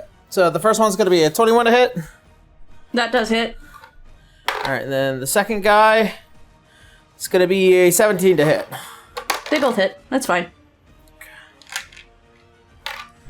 She's tanky. I get to reroll that d8. Okay. On a one, is it 1 and 2 or 1? Hold on, let me make sure. Yeah, 1 or 2. So I'm rerolling the 2 and the 1. All right. For that first hit, you are taking 8 points of slashing damage as How many it hits points you collect? You 7 you checked out on me. 8 points of slashing damage from a falchion. Okay. And then you are taking 5 points of bludgeoning damage from a mace. Okay. So, all right, that's fine. She's taking the hit, and now they're taking. Ignore the 1 or the 2. So it's 5. So in place of that 2, there's a 4 for that. So technically it's plus 5. So 5. So dex save for those 2. 28 points of, and she's gonna do fire damage again, because now she's like, is this gonna happen every time I use fire? Let's see. So dex save for them Yeah. both. So it's 28 points of fire damage, or half as much. So what y'all see is she steps back, she gets hit twice, but then she brings the sword up to her, like, about eye level, and she just spins with it, and it's just suddenly a quick whirlwind of fire on these two. All right, so they both do make their saves. So, but one of them is already well damaged, so that's gonna be 14 points of damage then, fire damage. yeah. And then I will... You pull the trigger and it ignites the magic inside of the cartridge as it burns through. A whir of fire rips from the blade itself as you take the inertia from it and just spin upward as it hits them both and just kind of has like this rising fire move before coming back down. Yeah, and then she Briefly will... illuminating the area, I bet. Yeah. Oh, yeah. I'm gonna bonus action catch my breath, so I'm 1d6 plus... Wait, what modifier? Proficiency plus con. Okay, so that's plus 4. d6 plus 4. 7 points. Alright, cool. I'm getting back 7 points of healing. Alrighty. And that's the end of Adara's turn? Yep. Alright. It's gonna be the Gnoll pack leader's turn. So, first of all... Okay.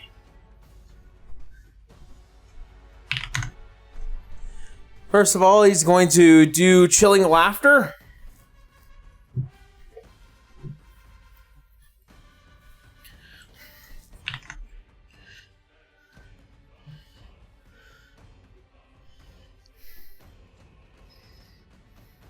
Alright, so one of them did die down. Sorry, I was doing math. I was like, there was one there, wasn't there?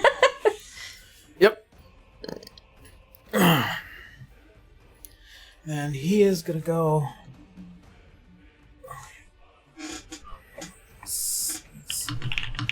Alright.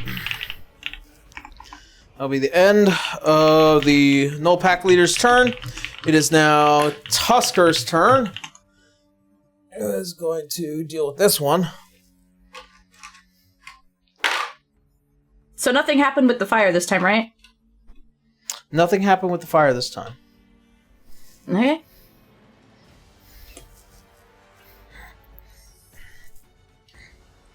Alright. That's going to hit, and that one is also going to hit. So, 2d8 plus 3.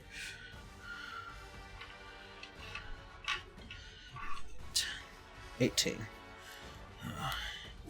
18 on that one.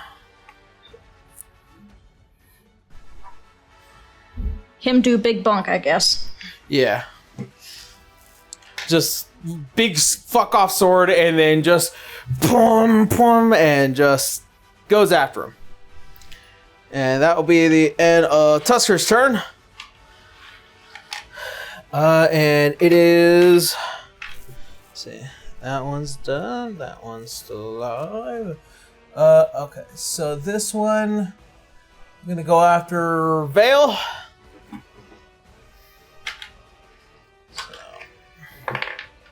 Vale, that's going to be natural 20.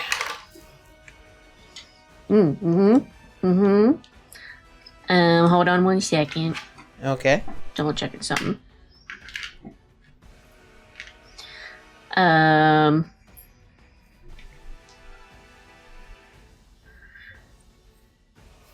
Because it's a natural 20, that worries me.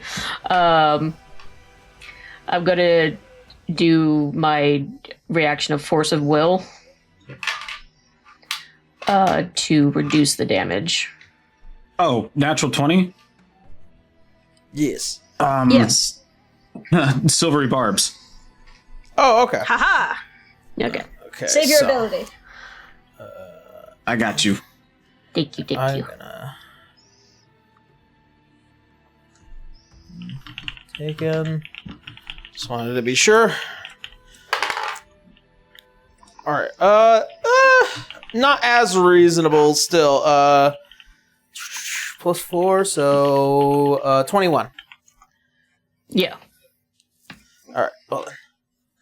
So that's gonna put you out at. It's gonna do 8 points of bludgeoning damage as you take a mace to the head. Okay. Rather than 16. Yeah. Alrighty. And then he's gonna do his rampaging bite as a bonus action. 15 to hit? No. Alright. And so that massive maw just glances off of your armor. Alright. And that will be the end of that Gnoll's turn. Cirrus, you're up. I wondered where I was in this order. Alright, well, I guess I have to take that free action to change out my boot, I guess. Otherwise, I won't be able to really move around too well. Excuse me. Alright, where am I in this crowd, Aaron? You are right there. Okay, so that's where I am here. I got 2 on either side of me, huh? Any one of them looking any worse off than the other? The only one that looks worse is the one near Vale. The 2 that are near you are quite fresh. Alright, well, I don't like getting hit, so Cirrus is gonna pull out his shield. Excuse me. And... which one of my spells would be good here? Oh, you know what? The one that's facing towards the wall where I don't have to have any of my allies in the way? I'd like to use Burning Hands. Nice. This guy. Yes. Because I don't want to snag any of my allies. They need to make a spell DC. That's a 24 to hit. Oh. It's not a 24 to hit, it just happens. They have to make a dex save. Oh, well, they do. Okay. Dex save for... Spell DC. What is his spell DC? I 14. can't remember that. 14, thank you. Yeah. Yeah. I hope it hits, because it's a max damage. It's either half damage or full damage. It's hitting regardless. I know. That's gonna be a 7. Fail. Okay, he fails. So he takes 12 fire damage. Nice. And the shield adds 2 to my AC, so that's good. Okay. Adara, do you see your brother? Can I see him? I'm In that, always... in that burst of flame, maybe. I do also have... We do have dark vision as well. Yeah, I'd say she can see him. Make me a wisdom save. Oh boy. Oh boy, that's fun. Oh, it's great. It's 8. 8. A flash of fear rushes down your spine as a memory that has been slowly haunting you as you stare into an eyes of molten fury as you hear the screams of people around you as a world once for peace now on fire You are frightened. Of my brother? Of me? You are frightened of Cirrus. Oh, no. I don't lose my weapon, right? I didn't roll a 1, but... Yeah. You But I just guess can't if- approach me. No, but you do definitely see the look of absolutely pure fear in her eyes as she's like, she's not actually moving because it's not my turn to move, but there is like that step back kind of deal. That's gonna prompt a raised eyebrow and just like, huh? She went from confident and locked in to terrified.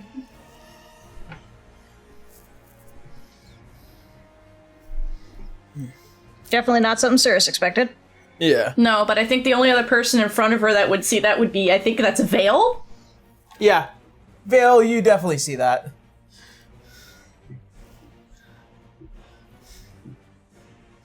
Noted. Alright. Alright, Cirrus, any other moves? Oops. I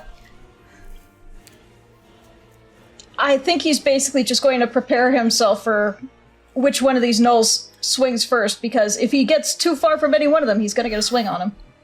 Alright, sounds good. And he'd rather not incur any of those strikes. Okay. Well, it is that Gnoll's turn that you just set aflame, and they're not happy about that. Yeah, no, his lovely fur is now singed. Yeah. Maybe has a little smoldering ember comically hanging out at the end of one of his. Alright. So first of all, that's going to be an 18 to hit for their main weapon attack. With my shield, meets it beats. Alright. Well, good news is that you're only taking 3 points of slashing damage as they kind of just like raise up a short sword and just like go and cut you. Okay, well, arcane riposte. Riposte! Reaction to an attack, plus 1d6 for every slash. I'm trying to remember the exact details of that one, because I haven't been able to use it yet. Respond to an incoming attack with a magically infused attack of your own. Make a melee spell attack against the creature that attacked you. If you hit, the creature gets that much damage. So, I guess it's a 9. 9 does not hit. Alright, well then the Gnoll is just going to hear a spit of acid just right past his ear. Yeah. Alright, and then he is going to continue on with his rampaging bite. Hold on, just 1 second. Reaction used. Alright, gotta keep track of that. Alright. Rampaging bite, here it comes. 9. Miss. Alright. And that will be the end of that Gnoll's turn. Wolf, you're up. And you get your reaction back. Dope. Is there anybody within range I can run and flank with? Let's see. You can run around this Gnoll right here since you're here, and you can flank with Cirrus. Alright. I'll move that direction and do that. I'll spend a bonus action to activate my Meister magic using 1 spell point. And I will bamf on the armor and the sword and go for a Blooming Blade strike. Alright. Blooming Blade. Blooming Blade. You suddenly have floral abilities with your blade? Oh. Blooming with light. Yeah. Let's see. That is going to be 21 plus the 1 from Meister Magic, 22 to hit. 22 to hit, that will hit.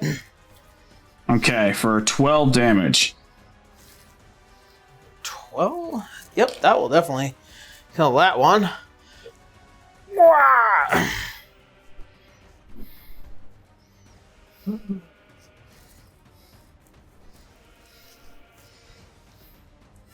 Guard. Alright. Alright, that one is dead. So, action, bonus action, you do your movement, anything else? That'll be my turn. Alright. Oh, in the end. Wolf's turn. It is now this Gnoll's turn near Abel and Briar. And he's going to do one attack on Briar and one attack on Abel. Alright, Briar. It's going to be 17 to hit.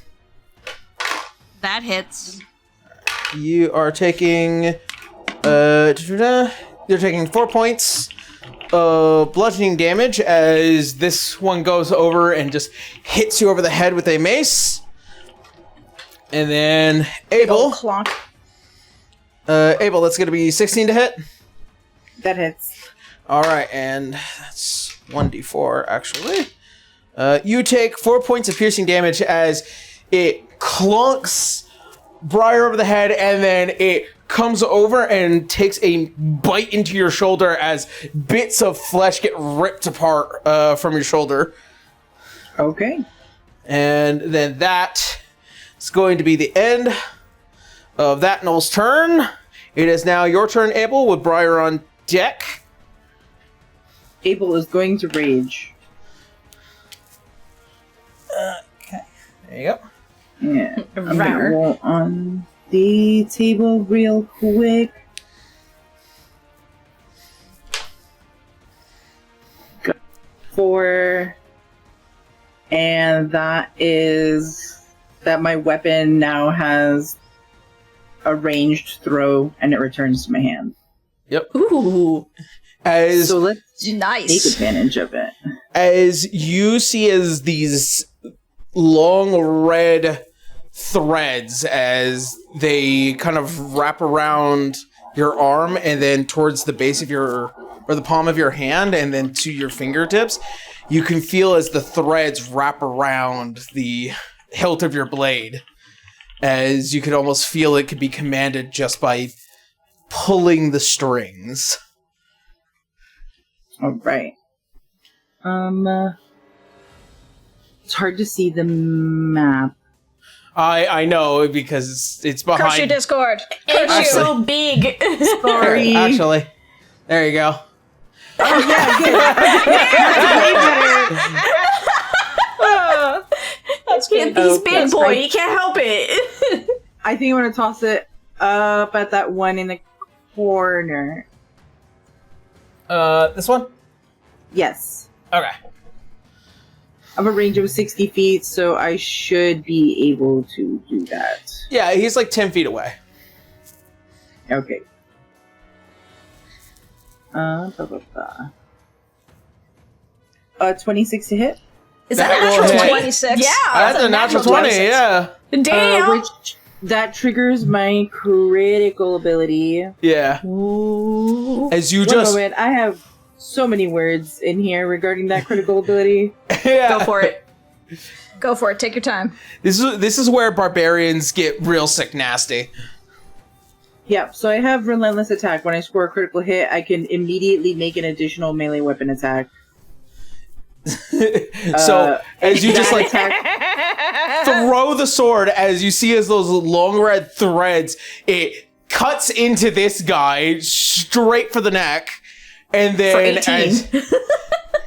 18. as you kind of pull it back, you make another attack. 9 to hit this time. 9. Seeing the surprise of that, they were kind of prepared as they bring up their mace as you try and pull the sword down towards it, and it just... Whing. The first thing, oh, good heavens. Good heavens! Alright, so that was 18. Still did a solid 18. I'll take it. Yes, you did. Yeah. Damn. Alrighty. And that's my turn. Alright, that's Sable's turn. Briar, you're up. All right. Can Briar kind of step forward so like she's kind of towards the front of the group if she's behind anyone? You're here. There's a Gnoll here who's kind of on top of you. Define top. Okay, so I want to be able, if I make a cone shape with a spell I want to use, I don't want to get any of my party members. I want only to get Gnolls. I Okay. would like to move so that. if you do the cone, it's only going to be this guy right here. So you actually don't have anybody in range of that's your ally to hit in that direction, so you're good. Can I move back to be able to get more? Well, there's one here, there's one here. That you're not going to be able to get all of them in here. Damn, okay. Then I'll just get the one guy. Yeah, unless that cone is really wide and really weird. So this is how it goes. A burst of cold energy emanates from you in a 30-foot cone. Each creature in that area. So it's like a 30-foot cone. So this is what a 30-foot cone looks like. Which is what I'm saying. Can I... Without getting everybody else? Unfortunately... Let's see.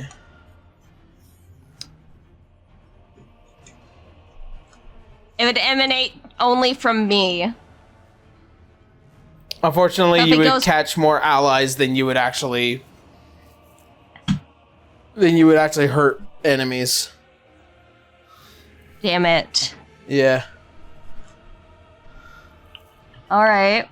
All right. What if I try Moonbeam? And it's a 5-foot radius.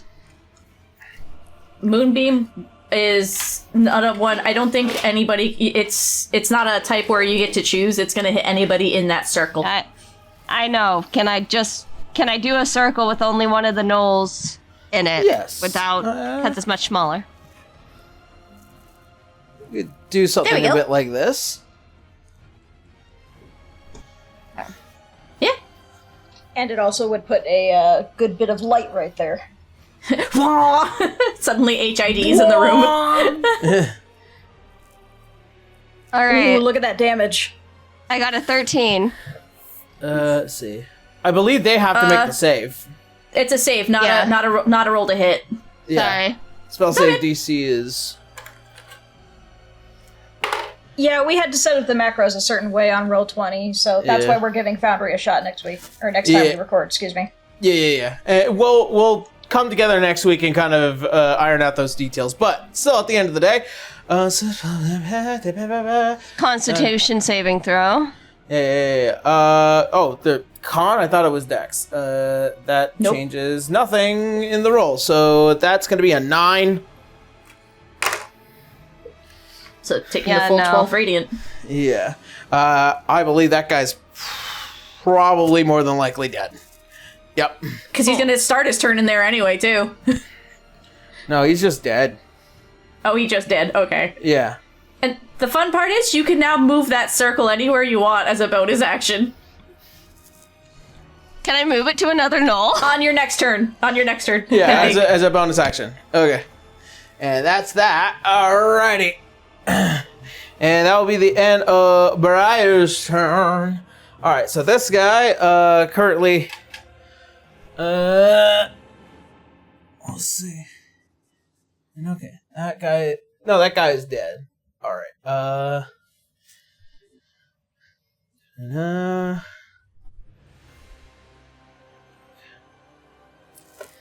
that one is gonna go.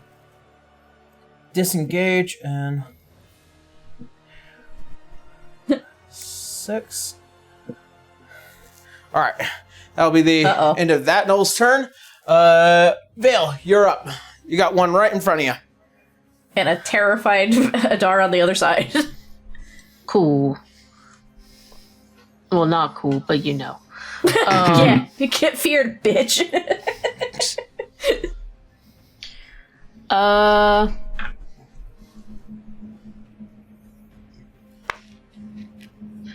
Yeah, I'm just gonna summon out both my friggin' Twilight Patas, Arm Blades, and try to go for 2 hits.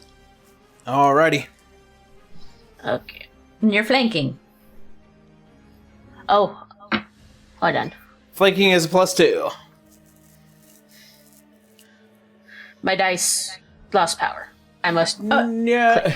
No. That's fine. Yep. 9. Unfortunately, 9 does not hit. You.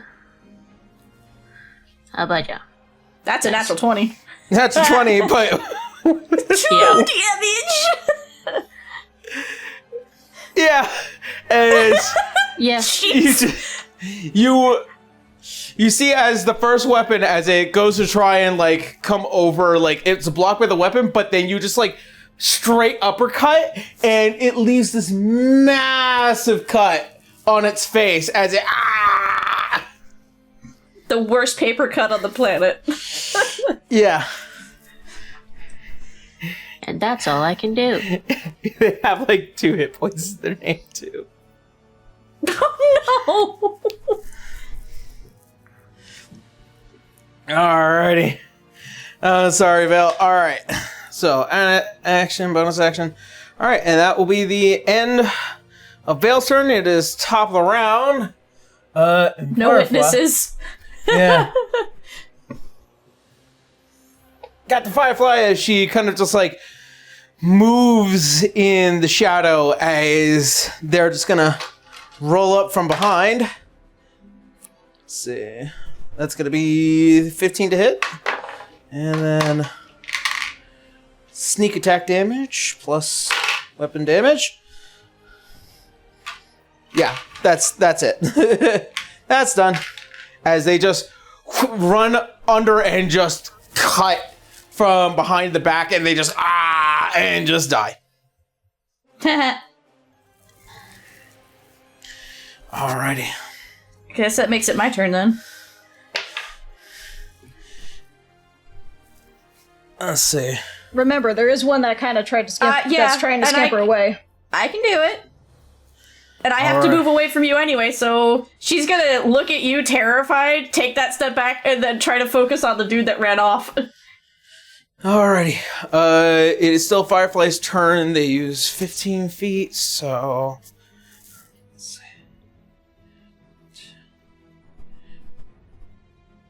It's gonna be the end of their turn for movement. And you kind of just hear, keep looking around and don't let them collect again. And that will be the end of Captain Firefly's turn. Adara, you're up. I know I can't catch all the way up to him, but I can get within that hallway-ish area, right? Let's see. That possible, yeah.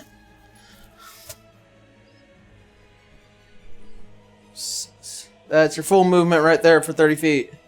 Do I have line of sight with him? Unfortunately, I don't think so. Alright, Ricochet then. I have Ricochet. I believe you. She can do a trick shot.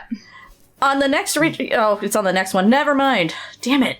It's on a next range thing, but I guess I could try. Yeah, it's in my line of shot. I can still use the Sonic Blast. You're gonna have to fire right after you get around that corner.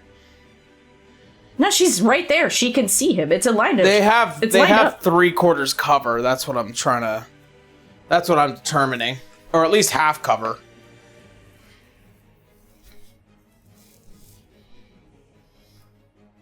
Okay. Yeah, You miss every shot you don't take.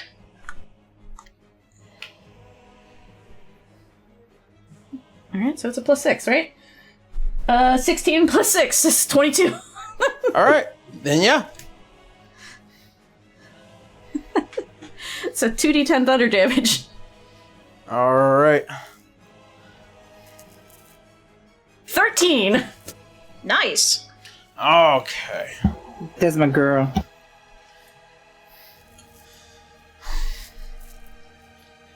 Okay. Did That I go down one's or dead. no? Yep. Cool. Dead. Did she use her... She's like... Once that's done, she's just looking over her shoulder at Sirius with that still terrified look in her eyes. Because I think that's her full movement, right? Yep. Yeah. So she's staying away from you. That's it. That's all I can do. Okay.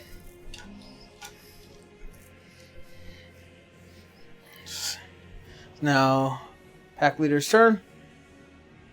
I thought you said he was dead. No, that Gnoll that ran away is dead. The pack leader was already moving this way. Was there 2 of them? Yes. Oh, I thought that was just the one. That's why I was confused. Nope, there are 2.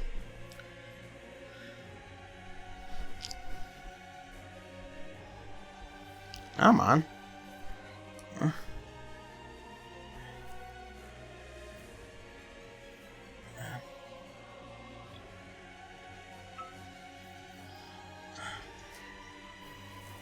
I can hear them, can't I?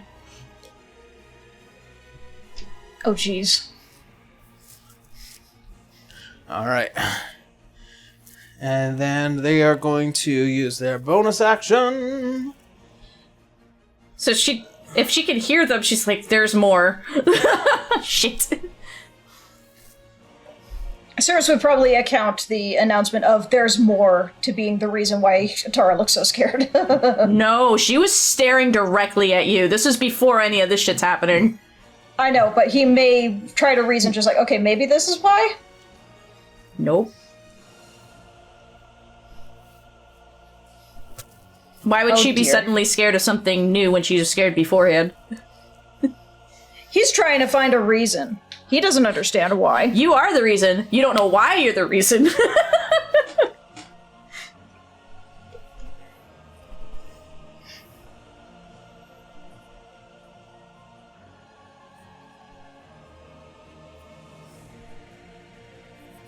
Okay.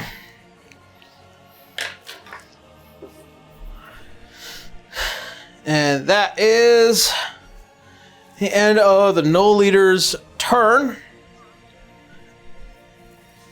Let's see. 3, 4, 6. That's going to be the end of Tusker's turn. Okay. And roll 2.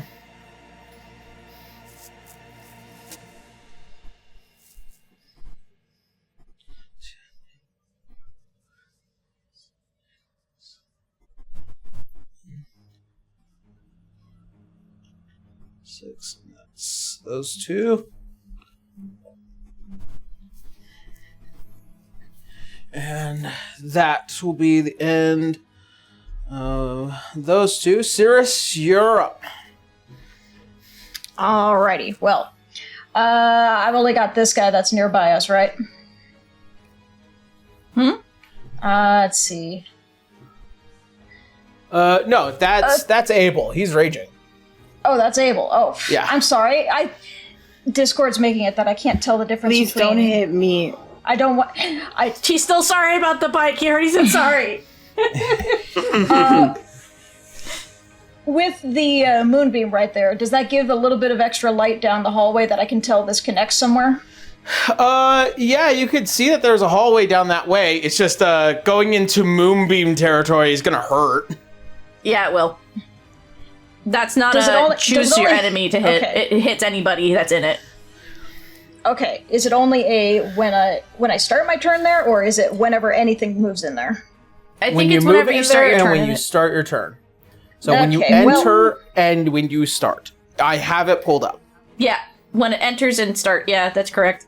Alright, well, I'm frickin' kind of stuck then. There's not much I can really do. Not entirely. You as a player know that I'm scared of you. Your do character know does this. not. I So do you, know this. they're still like, oh, I could just move by my sister. Guys. You can play it up. Blue. Do for it.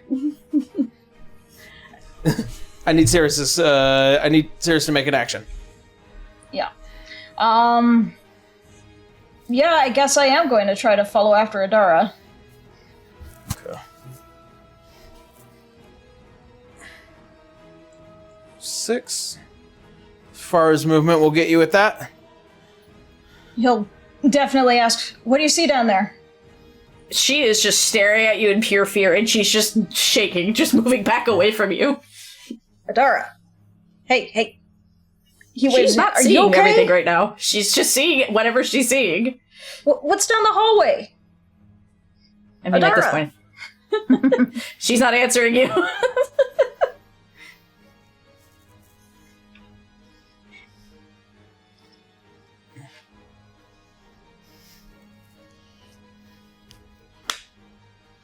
All right.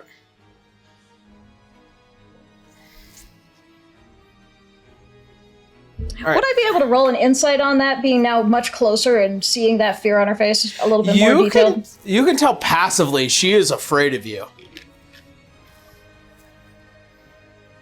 This is not that's even normal more behavior. baffling. He has no idea why.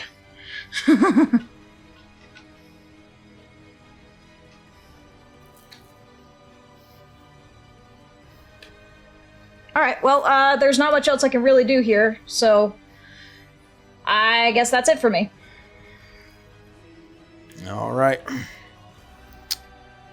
Let's see. All 3. 2, 4, 6. All right, Wolf, you're up. Okay.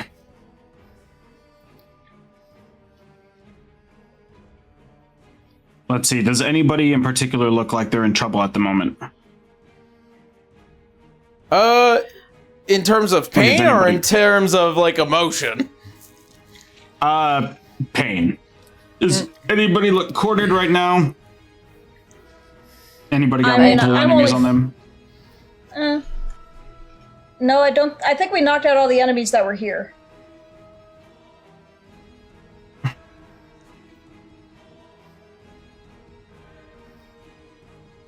You can prepare an action and hold it. So there's no enemies in sight? No, Not not right that you now. can see. The leader Adara just ran said that this there's way. more. I just said that there's more, and she was facing that hallway at the time, and Tusker ran by in there. Okay. I'm going to run that way.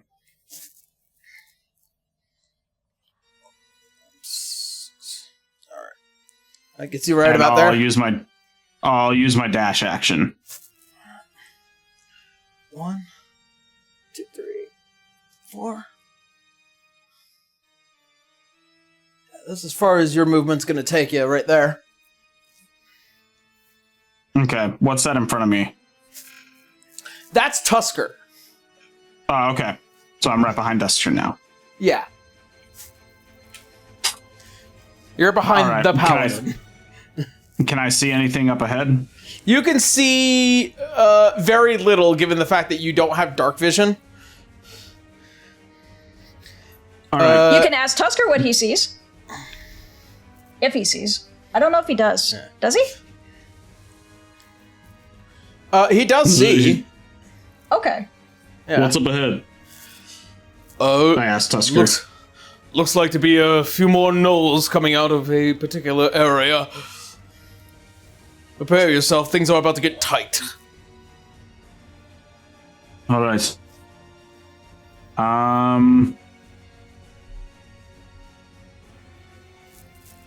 I will use a bonus action. Oh, come on, computer.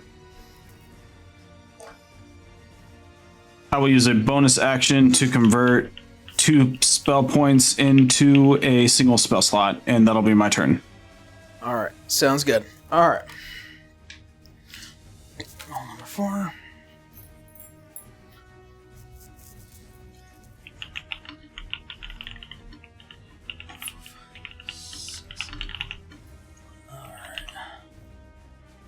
That's gonna be that one. Alright. Abel, you're up. Briar, you're on deck. Abel is going to move to be in the cluster with... That's an enemy with Briar there, right? That's you with Briar there. This is you. Yeah, but the white one in front of us, the gray one. That's Firefly. That's Firefly. Oh, okay. Yeah. I don't then think there's is any it- enemies left in that room. There's We're no just kinda There's stuck no with enemies the- here. Yeah. Yeah. We're just kind Okay. of stuck that we got several in that quarter there. We can't get through the other one right now because the moonbeam's in the way. However, Okay. Briar can, on her turn, move it ahead. We're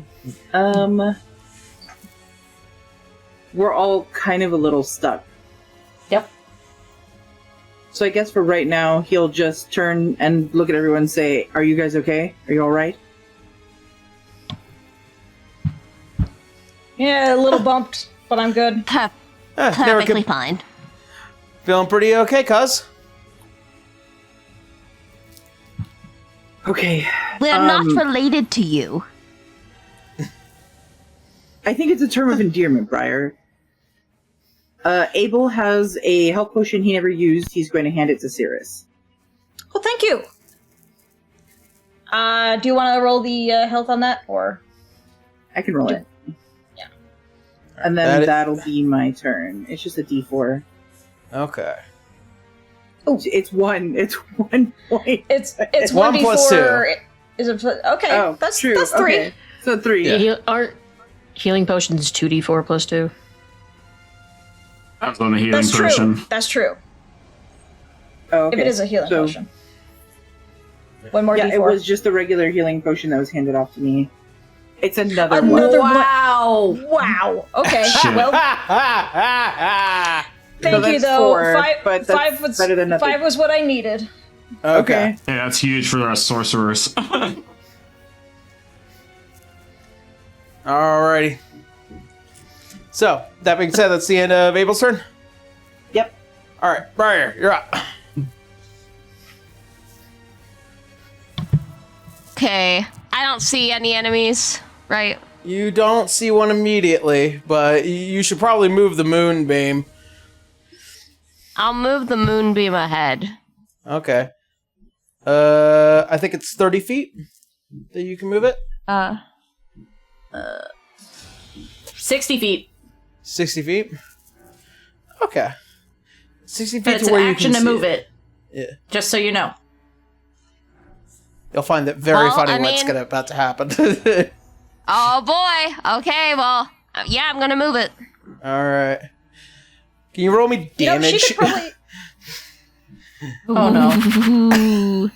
she could probably move with it as well. I don't Just to think see she where it's wants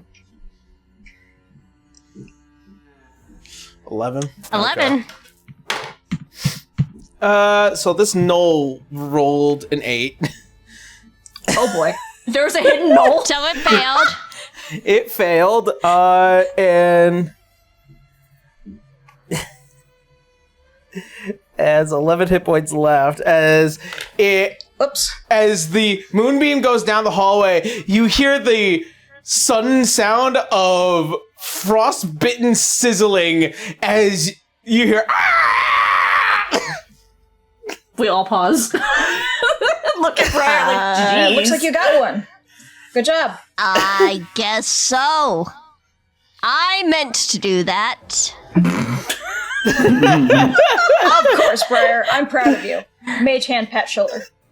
Thank you. Hey. Okay, and that is going to be end of that turn. And then this Gnoll. Wait, was that a killing blow on that Gnoll, or? No, but it is probably gonna die at the start of its turn. Yeah. Oh. So, this one's gonna move. Moonlight is crazy. Moonlight is fun. See. Alright. So, I mean, if you want to make a Sailor Scout, you can use that spell. Funny Yeah, you no, should say it- that. I mean, that damage is still cold damage. It fucking hurts like shit, though. Frostbite. Alright, Frostbitten Light. Alright, and that's gonna be the end of that one. Vale, you are up.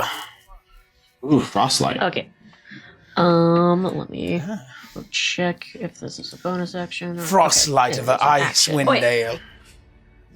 Or Was I supposed to make another save or no? Yeah, that's a good question. Oh, for fear. Oh yeah, you need to make a wisdom save. Okay. Repeated wisdom saves. A 6. Nope, she's still Nope. scared. Heck. okay. I am going to through my Twilight Patas, I'm going to cast Aid. I will give the bonus 5 hit points to Cirrus, Wolf, Oh, neat. and Adara. And is that...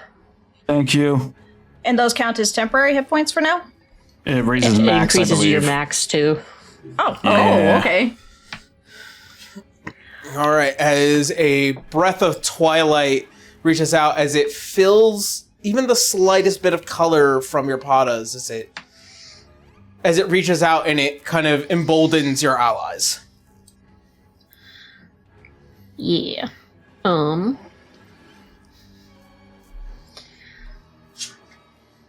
And I will move, I think, a bit more forward, like with the group. Yeah, like right there. Yeah.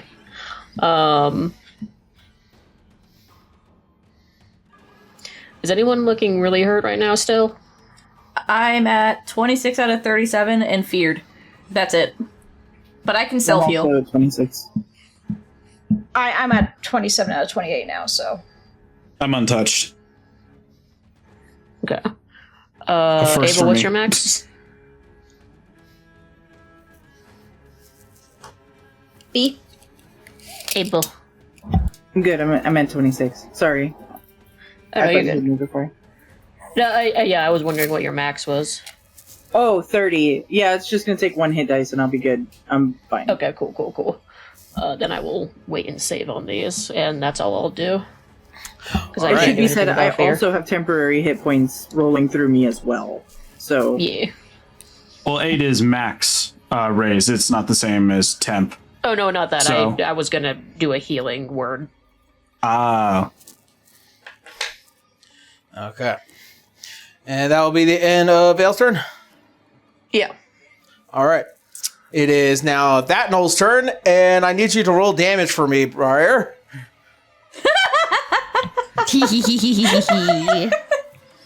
Another save. Ha! 7. 13. 13. As the sound of something becomes hardened as ice as it just fades into the frostlight. I think Briar just needs to walk intimidatingly down the hall, like aura farming, while also beating the shit out of anybody with Moonbeam as it just viciously goes down the hall slowly. Just holding her hand out, just like. She I has love her that Blue just started arms writing out. fan fiction of you. She has her arms like out to the sides, just like flexing her muscles. Briar looks Get it. incredibly proud. Yeah. Alrighty, and that is the end of that Gnoll's life and turn. And that brings us to the top of the round. Let's see. And Well, does Briar gets to move it again if she wants to. if As somebody dies, a bonus action. As an action on your turn, you can move, and then you can move it as long as you have eyes on Hold it. You on. can move it another 60 feet. hold on. On each of your turns after you cast a spell, you can use an action to move the beam up to 60 feet in any direction. When it is her turn, when she takes the action, it is not a reaction. Just want to clarify Oh, because it was that. the Gnoll. My bad. I thought it was her turn. That's why I got confused. Okay. I was gonna say, and I'm like, what? Sorry, I thought it was her turn. I'm like, wait, don't take that from her. That's hilarious. Yeah. No. That's her. All right. It is now Firefly's turn.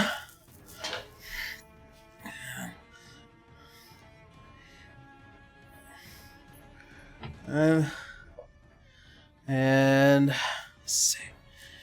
Fine. Imagine getting slapped with the icy cold light and then friggin' chased by friggin' burning hot fire after that. Bonus action dash. Call that icy hot.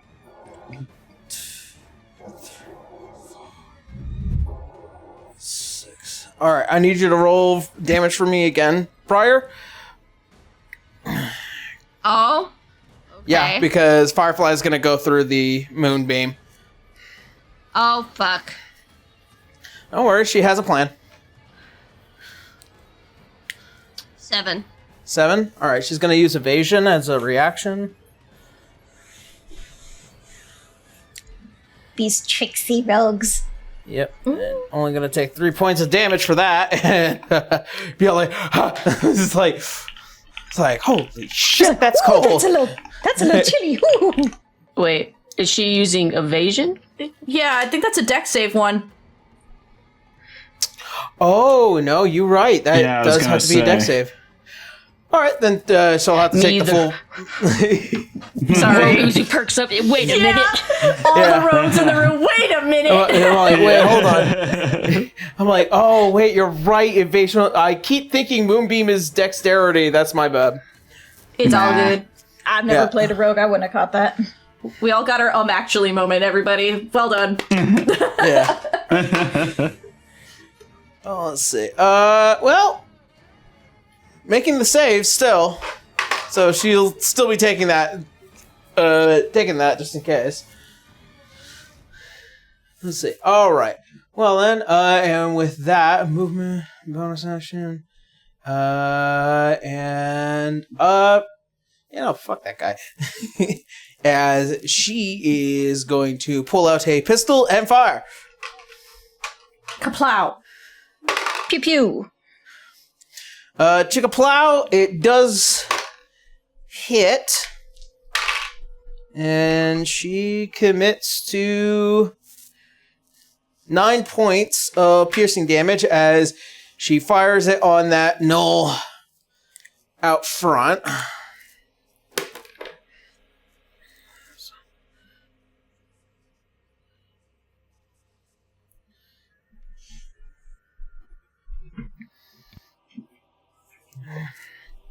That will be the end of Firefly's turn. Adara, you're up. And don't forget your save. But that's at the beginning or the end of the turn? End of your turn. End of my turn. Alright. What do I have right now? I don't have Sonic Blast anymore since I just used it. So I don't have any ranged attacks right this minute. But she's terrified of... Yeah, I have no other option but to go forward in a fear. Yeah. 1, 2, 3, 4, 5, 6. So what you see is Adara staring at you, and just the eyes are just needle pinned, like she is terrified, and she just scrambles backwards. Not confident anymore. This is scrambling away from you. So anybody who was looking in that direction saw that, and then she just looks back and looks straight ahead at what's coming at them. I can't do anything else, so I don't think I can even do a hold action. It's just, this is it, right? Yeah, I mean, if you're out of blast charges. Yeah, so it is what it is. Alright, then that will be the end of Adara's turn. No, let's see. Alright, let me see. Do you get any long-range goodies?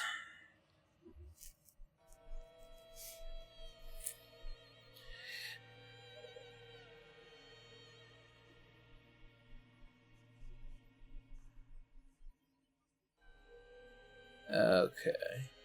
I'm sorry, Kendra. I love you so much. She's just terrified. Oh no, no, I get it. This is part of the game. You're good. All right. Oh, right, the save. Hold on. Yeah, don't forget the save. It's a 3. Yes, no? It's a 3. It's a no. No. Oh no. I'm rolling like dog Terrified. shit right now. Golly. All right. Well, then, you all hear the sound of laughter. Not just only the hyena kind of laughter that comes from Gnolls, but a very particular cadence to it of... God, I hate that laugh. At least it's not a very particular thing with eyes that scared the piss out of us in D6. I forgot to give my silvery barbs advantage. Oh, yeah. To Who do you want somebody? to give it to? Could I have given that to Adara? That was several rounds ago, so no.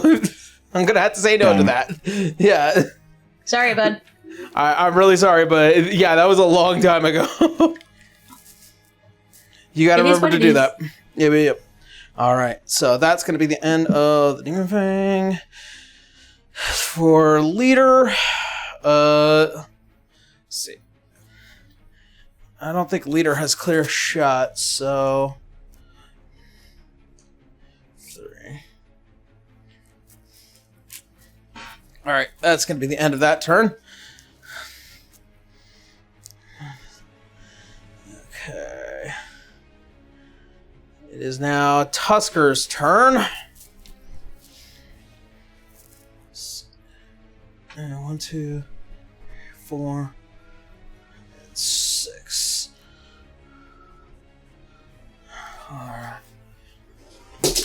All right, and he's gonna go ahead and engage with this Gnoll. First attack is gonna miss, and second attack is gonna miss. He's gonna bonus action shield bash. You got this, Tusker. That will hit, actually. Yay, Tusker! And he's gonna shove him. Shove him about 5 feet that direction. Yeah.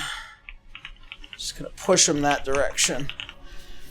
And that's gonna be the end of Tusker's turn. Let's see. 1 and 2.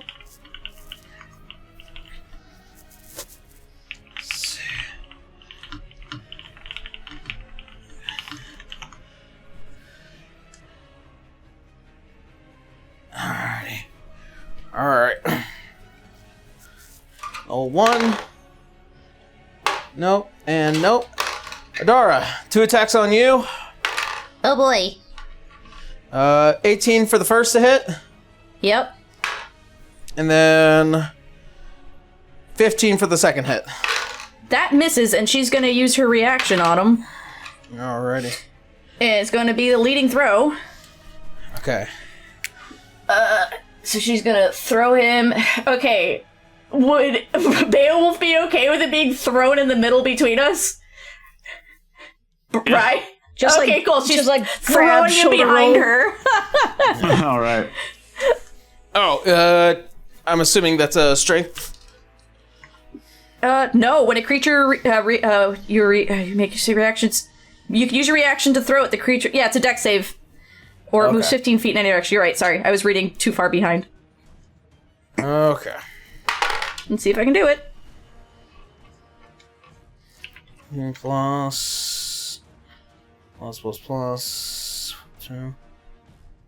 16? Damn it. Alright. Well, regardless, I don't take damage from that one, but the other one I do.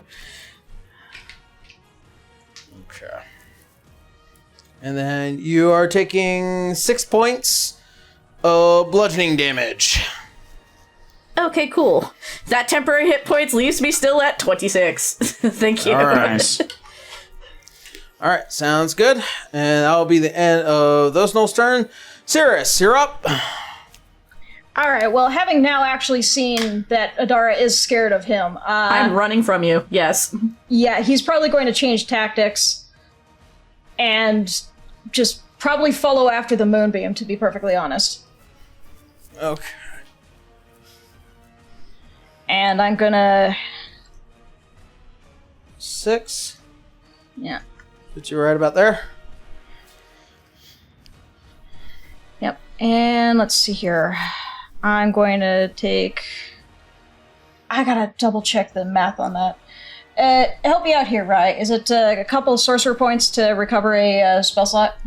It's 2 for first level. 2 for first, gotcha. Okay, well, I'm gonna do that then. I'm gonna recharge a spell slot and sit and wait. All right. And Cirrus's turn. Little number 3.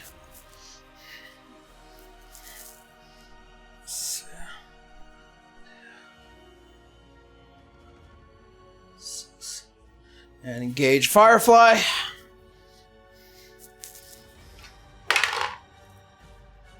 That will hit.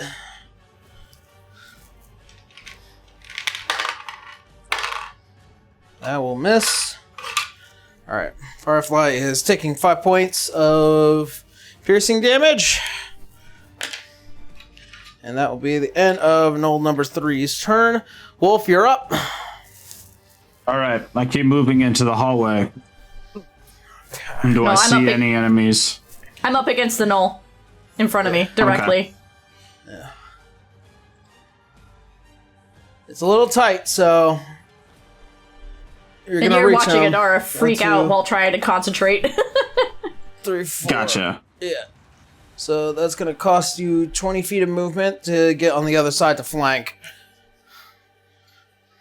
I'm flanking with Adara right now? Yeah. Yeah, he put you on the other side. Okay. So +2. Alright. I will move in for my action to Booming Blade. This fuckaroni. He's fuckaroonie. 20 to hit. When you hit, that will hit.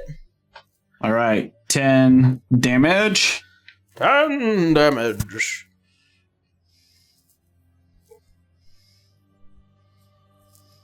Alrighty. Is it still standing? Yep. Alright. I think I've got another use of this. Yeah. Cobalt spellcasting, bonus action, Booming Blade. Alrighty. 25 to hit. 13 That will damage. also hit. That will kill it. Nice.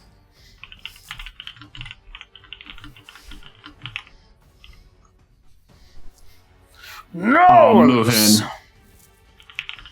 I'll move in towards Dara and take her shoulder, seeing her distress. Are you hurt? Are you okay?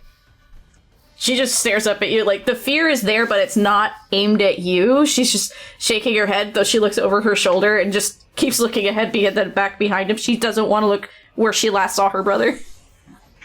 She's got hit once, but she's not looking bad. Okay. Wolf. She's a little, what do you call it? Nonverbal right now. That's the word. Okay. Wolf grasps her shoulder and, like gently but firmly, cups the back of her head so she looks at him. He's like, hey, look at me. Look at me. Focus up. We're gonna make it through this, okay? She just nods. She hears you. She's nodding. She's looking at you, but she's just terrified. Absolutely. Atta girl. And he'll turn to face the hallway and move as much more as I can. Alright. I'm so sorry, Sirius. I feel so bad. Over, but that's as far as that goes. You're right behind Tusker. Alright.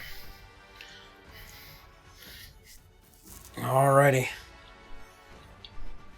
And that is end of your turn. It is now Gnoll number 4.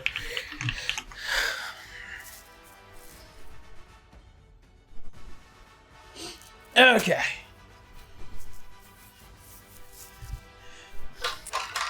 As the kind of glimmer of the eyes through the darkness, as you see and look, you can smell the fucking rotten death on this thing.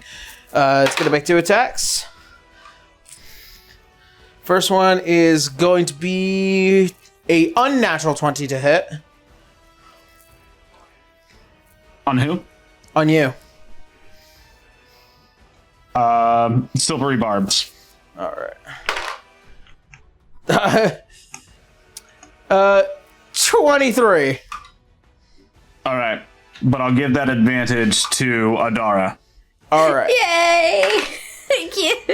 Maybe I can problem. get out of this. You take 8 points of slashing damage as you are cut deeply by a bladed weapon, and then bonus action for their rampaging bite is going to be it's going to be 15 to hit. Misses. Okay. As suddenly you hear the scrape of calcium and metal against each other. And that is going to be the end of that Gnoll's turn. It is now Abel's turn. Briar, you're on deck. Abel is going to see the interaction between Adara and Beowulf and run for Adara. Alrighty. No, you don't get to come with me, laptop. But what if I wanna?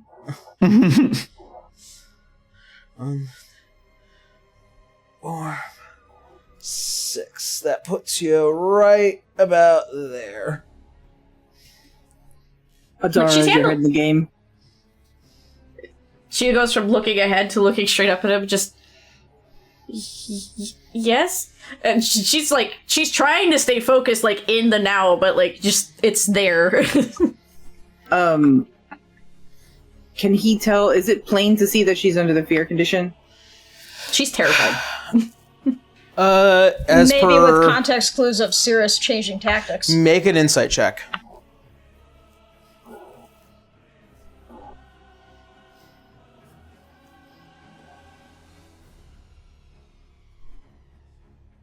$15? You can detect that she is definitely shaken to her core. She is frightened of what was left behind in the other room. Abel is going to shake his head and say, "No, you're not. I can tell." And he's going to pick her up and take her back to the room, princess style. Towards Cirrus? Well, Is that Cirrus in the room there with Briar? Cirrus is following behind the moonbeam, so he's up Cirrus in that little is here. section there. Yeah, And you so already- the closer you bring her to Cirrus, the worse it gets. Okay. Also, The more she's you gonna already flail. burned all of your movement to get to Adara. Oh, okay. Then he's gonna... So he can't tuck her up into that corner and stand in front of her? However, I feel like if you were to go to make that kind of assumption of movement back the other way, she'd just be like, no. Just, no. She doesn't want to go back that way. You do, however, He see an just- enemy, like, in front of you. Yeah. She just he's points gonna that way. tuck Adara behind him. Just tuck Adara behind him so that they swap positions. Okie-dokie. That's fine. I'll say that's fine. Yeah. And he's gonna say, "Just stay behind me." She just kind of gives like a tug on the back of his shirt as an answer. And he's going to throw his weapon since he has 60-foot range on it. All Get right. it?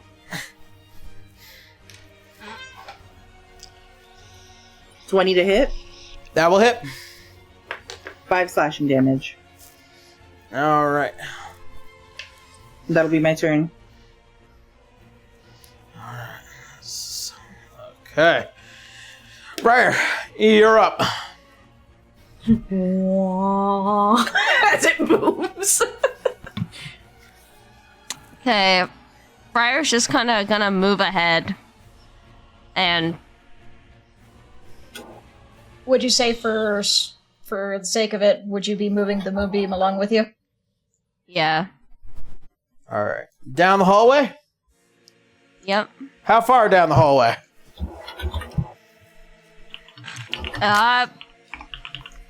I guess up to 60 feet. I'm just gonna go Maybe putting it on until- this, maybe focusing it on that center bit there might be good. Okay. Yeah. All right. 1, 2, 3. Ooh, okay. Oh, you hit Tusker's armor too. Oh, this is gonna be funny. All right, so I gotta see what happens. I gotta see what happens. okay, so first of all, these 3 gnolls need to make a save. Tusker needs to make a save. Firefly needs to make a save, and I believe Wolf? yeah, because Wolf got caught up in that. Wolf needs to make a Everyone's save. making con saves. Good luck, everybody. Okay. So go ahead and just roll the damage for Moonbeam. I'm gonna start making saves. So yeah, 1, 8. 4. 8. Ryer merging without looking. Good luck, everyone else. All right. Good luck, everybody else. Firefly saves. The Gnoll, first Gnoll does save. I mean, Third even if Gnoll, they save, they still second take Gnoll save. half. Yeah. And the Gnoll next to Beowulf fails. So, what's the damage? 8. Let's see. So, 8 damage? Yep. That's not so bad. Oof. Firefly It is. still hurts, but oof. Firefly's. Oops.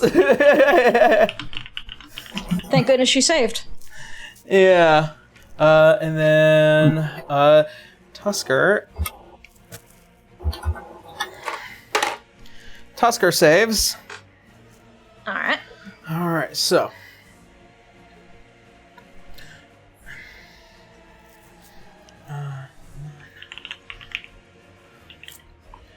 That one.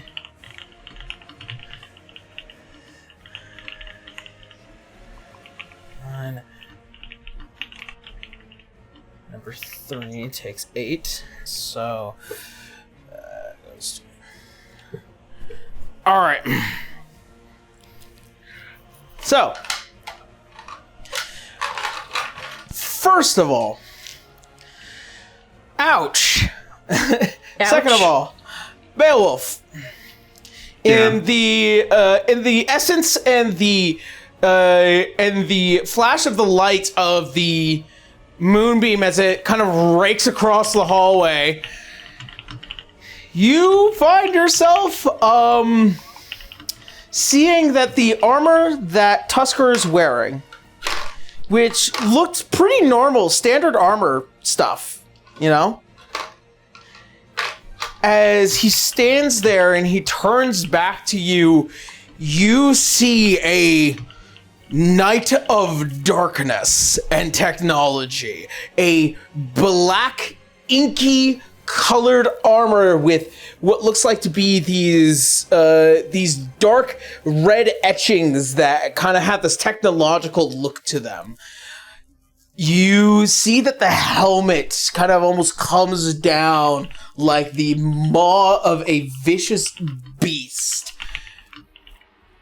And the illusion that had wrapped around the armor fails because Moonbeam affects these illusion magic, as to my understanding. Sort of like if it sort of like reveals those who are like in an illusion. For example, if a shape changer like Vale accidentally stepped into the Moonbeam, Vale just turns back into Vale. Oh no, Tiny Bill. Tiny Bill. Cute Tiny And Bill. this sudden change in form into one of vicious nightmares, Beowulf cautiously levels his blade towards Tusker. Deceiver. No. Does Briar see this? Nope. No, not yet. Nope, because you're way down with Sirius. We have no idea. However, the other two, like Abel and Dara, see this. Like, wait, what's going on? Yeah. This is as far as your movement goes after you send your moonbeam down, but that's your turn. Tusker is here, but you can't see him. And suddenly everyone's like, wait, why was Briar warning us about Tusker again? Yep, now Wolf is like, oh, I see. This was the warning. Yeah, dude looks like a know he death was knight. that. Wolf doesn't know any better. Yep. All right. Oh no, if this isn't the consequences of my own actions. I know. Maybe Tusker should have been more forward. Or Briar shouldn't have said Maybe anything. maybe he should have listened to Briar. Maybe he should have disclosed it. Yeah, this ain't Briar. This ain't Briar's fault. This is Tusker's fault. For being Exactly. a cheeky edgelord and not telling anyone. Oh my god. All right, so What's my privacy, Lady Briar? Please respect my privacy. all right. So with that being said, that will is at the end of Briar's turn. That's your full movement. That's an action to move the moonbeam. Yeah, that's her. That's her action. All right. That's her turn. Sounds good. Oopsie poopsie. Oopsies! Gnoll 5 is going to remain in position. And then that is going to be the end of that Gnoll's turn. Vale, you are up. It's me. It's you. I have a question about Polaris. Yes. Oh, 2 in which? Meow. Here he is. Meow. Thank you. So, does Polaris also act as a familiar in the way to where I would be able to see through their eyes at a certain distance? That is a later feature, actually, that he will gain. Okay, Damn. cool. Okay, cool. That's good to know. Let's see here. Wizard. So, I'm going to...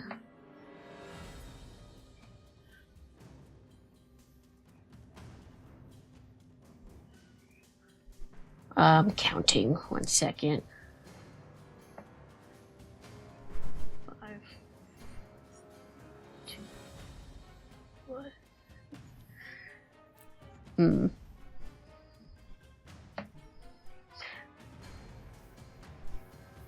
I'm gonna try to go as far as I can towards the direction that Briar is.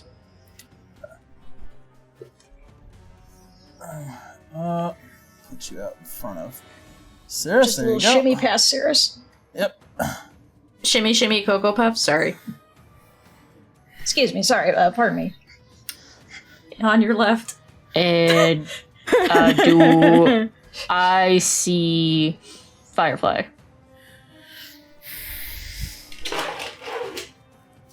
Where's my measuring tape? I just had it. There you are. Yeah, is that a little gap in the wall that's there, or is that a... Oh, that is an actual pitfall. Okay. So you can see across it. Unfortunately, no. You're seeing this wall before you'll see Firefly. Oh, that's what we were asking, if there's a wall there or not. It's hard to tell. Yeah. Oh, okay. yeah. No, this is a Then- wall. This is the Okay. pitfall here. Okay, then I will use my action to dash to go further until I can see Firefly. Okay.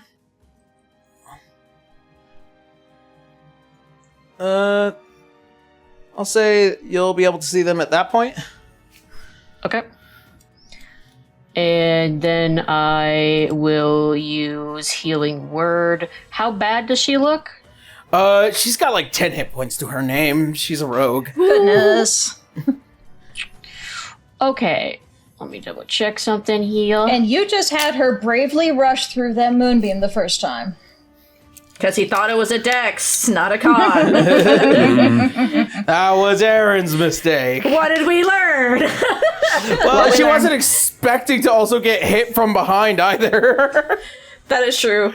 Briar said, fuck it. Just to be safe, I'll do Healing Word at 2nd level, because that's a bonus action. Alrighty. Okay, so Beep beep beep. Is it gonna be so much? This is going for quite a few rounds.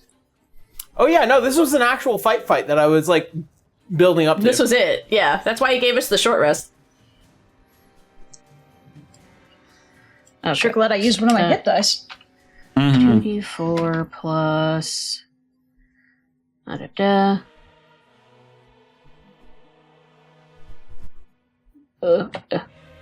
Because... Yeah. Yes, okay. So 14 health back. Okay. Very pretty nice. good. A good chunky. back at full good health. chunky. Yay!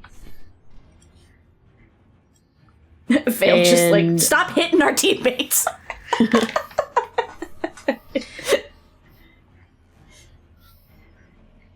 And 84 plus Polaris 8. is with me? Yes. Nice. They've just been kind of riding on your back this entire time because they're tiny meow. Okay. Tiny meow. No, they're sitting on top of Vale's white hair. Well, she's It's a currently in her soft- half-orc form. Currently half her. So, and Polaris goes after me. does Polaris have movement? Since Polaris, they've just been riding on me. yeah, they do have movement. They have 35 feet because they're a little bit smaller and faster. Okay. Yeah. Also, for the sake of it, I am using the pets and sidekicks. I am instead of homunculus, I'm going to use the lion stat, but they do have some flying movement, and they can produce a light effect as a bonus action. You can get this expansion through Ian Publishing. Please check out our sponsor in the links below. I do need to next week actually sit down and construct Polaris. Yeah. Can I have Polaris fly over behind that Gnoll? Yes. Yes, you can. And then do a swipe. All right. Meow. Meow.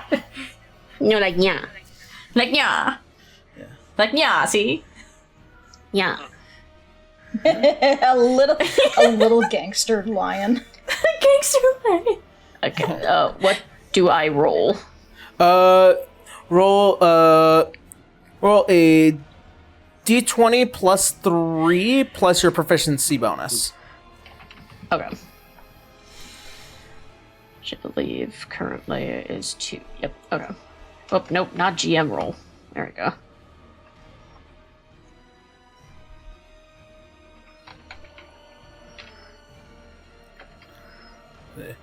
For 14? About that? No, it's a 10. Oh, okay. 10 does not hit, unfortunately. Oh, wait, they're flanking because of... Oh, a 12 does not hit, unfortunately. Just barely. Okay. Barla. They tried. It's okay. It's okay, baby. That's Yeah. It is okay, but still, meow. You're doing great, Polaris. We're proud of you.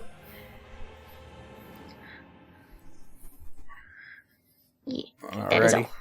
Alright, and that's the end of Polaris' turn. It is now top of the round.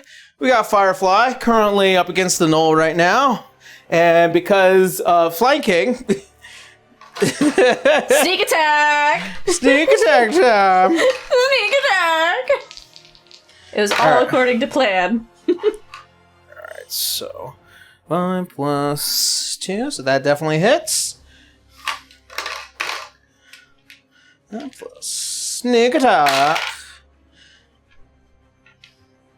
Alright. Just sneak attack, letters up here on screen with the air horn. Me, me, me, me. 8 plus 8 plus 7 is 15. That Gnoll is dead. Get it!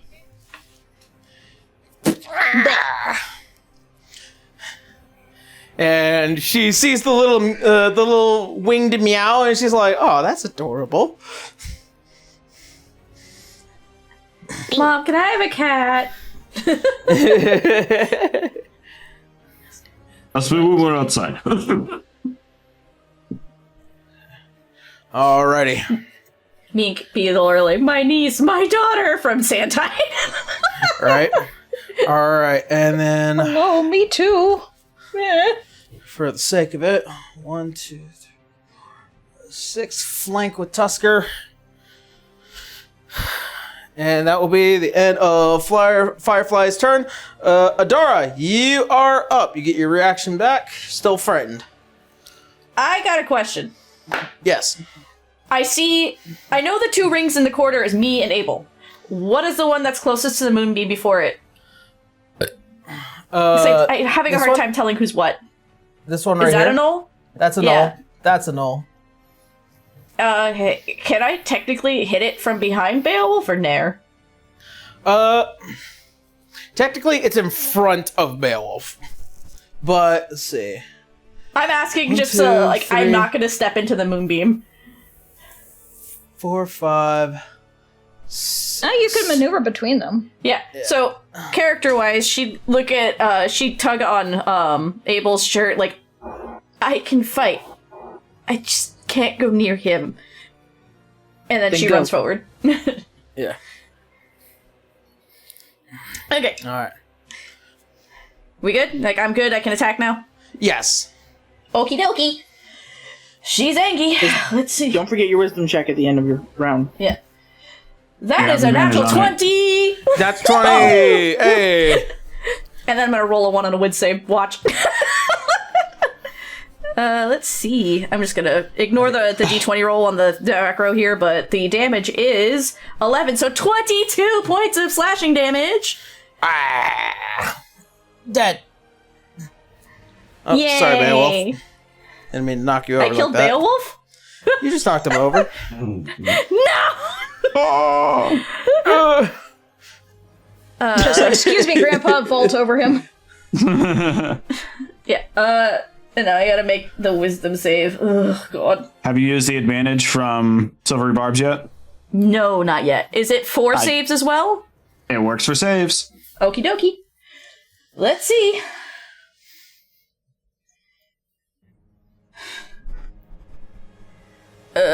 First roll is a 17 plus 1, 18? 18 will pass. Oh, thank fuck! Nice. And the next one was a 9. Jesus! Yeah. My dice So- are warning me, like, bitch! So I will say, as you calm yourself and you try to center yourself, the sounds of the screams die away, as well as the edge of the flames of fear as they die out. She just kind of like, we're gonna unpack that later. Looks at Tusker. What is going on? I'll explain later, I promise. I just... it's a little bit complicated. Are you a friend? I am a friend. Beowulf, don't hit him! And looks back at the enemy. Because that still sounds like the Tusker we know.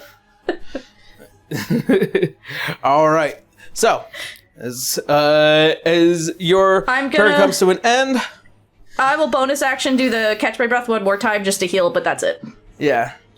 I have 1 left, so... D6 plus 4.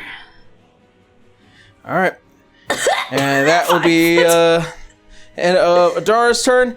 It is now the Demon Fang, as it kind of just like you see a massive shadow just as the light kind of pours into the other end of the room, as it kind of just like paces back and forth, just waiting.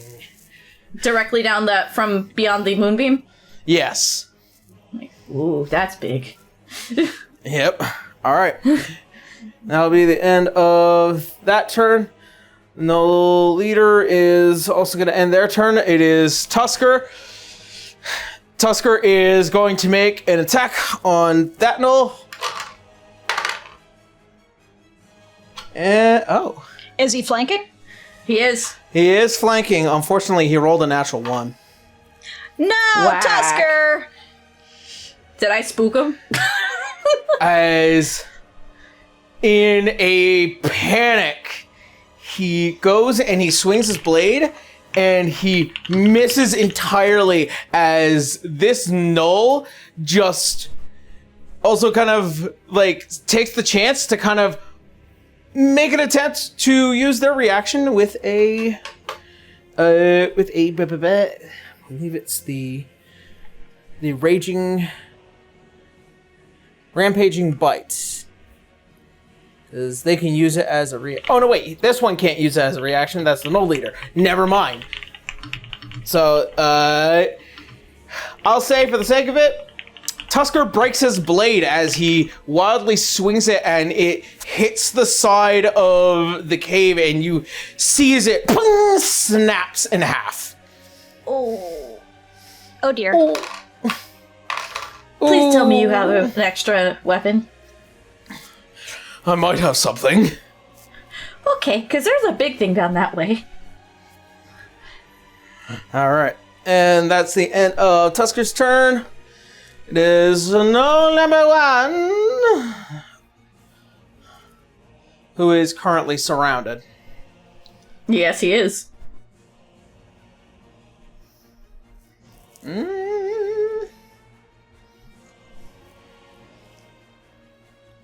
So.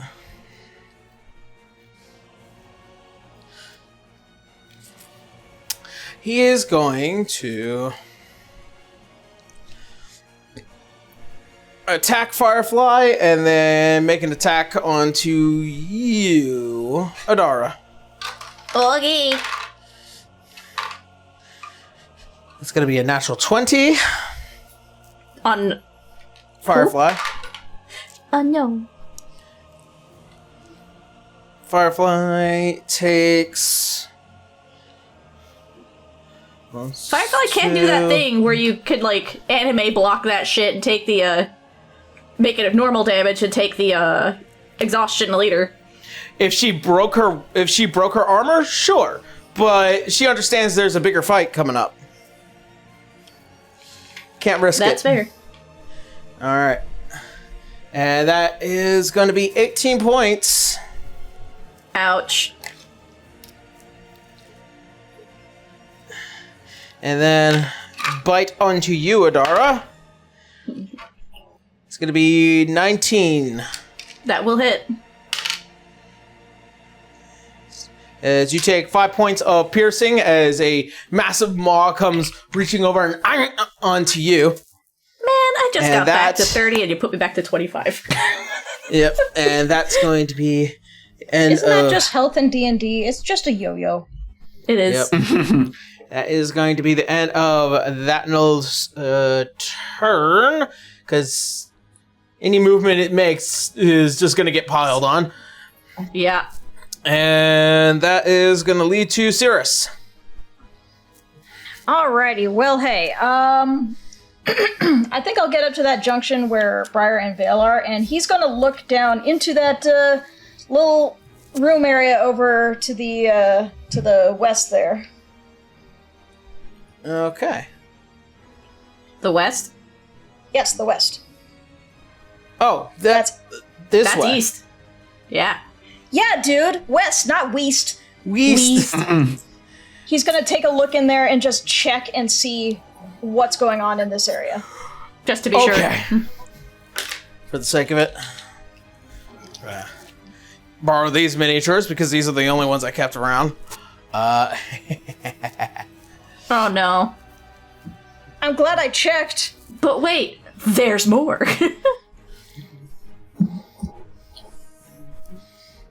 These are not gnolls. Oh. Oh, are these the... Shit. As you enter in this room, you see in the center pillar here, there is what looks like to be this massive technological apparatus that reaches up to the top of the ceiling of this thing. Inside of it looks like pitch black oil that leads out to these hoses that attach to 4 witch oil constructs shut down and unmovable. Oh, okay. Okay, what can I do in this moment?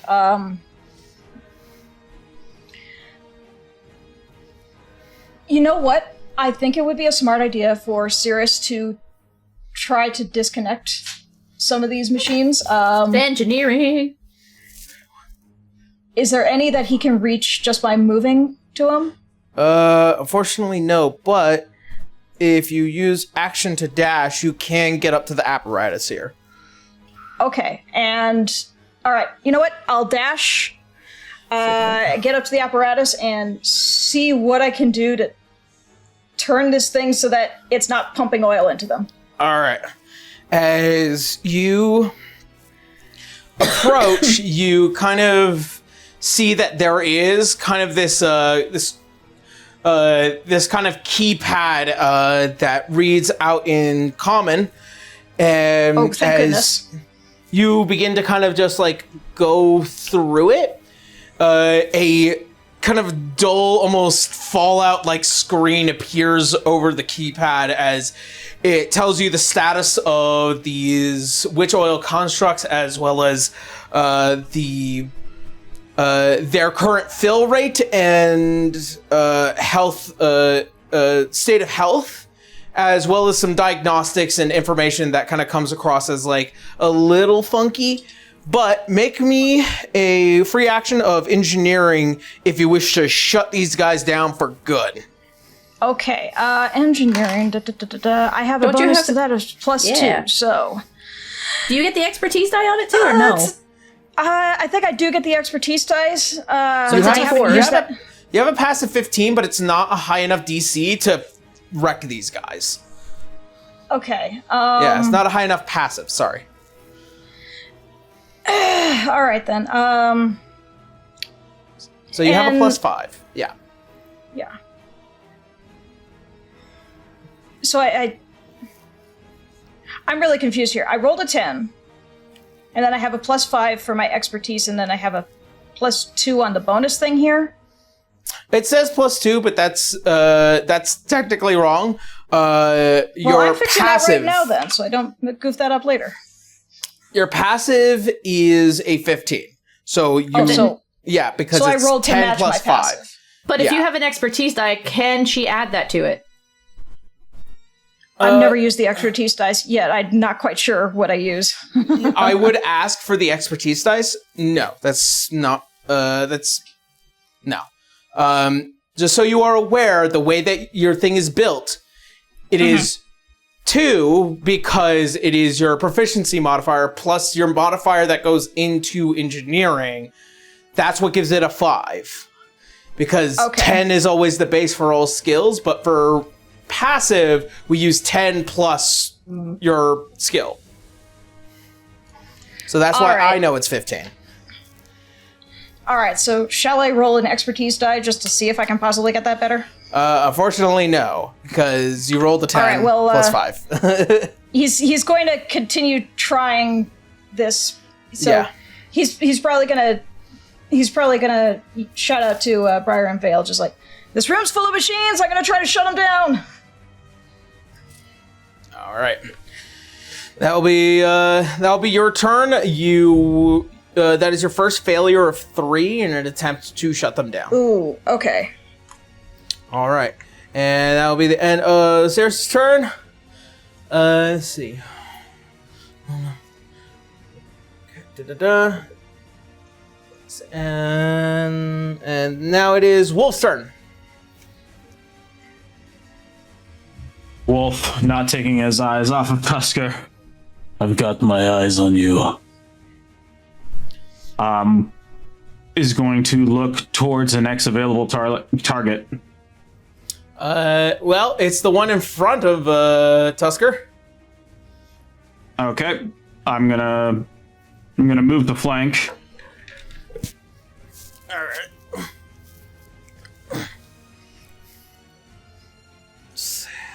He's gonna have literally no way to get out. 3, 4. Yep. He has no way to get out. Yep. All right, and I'll booming blade.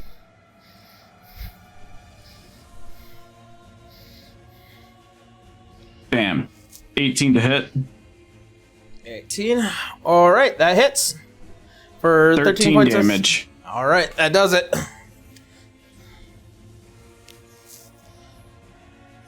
Okay.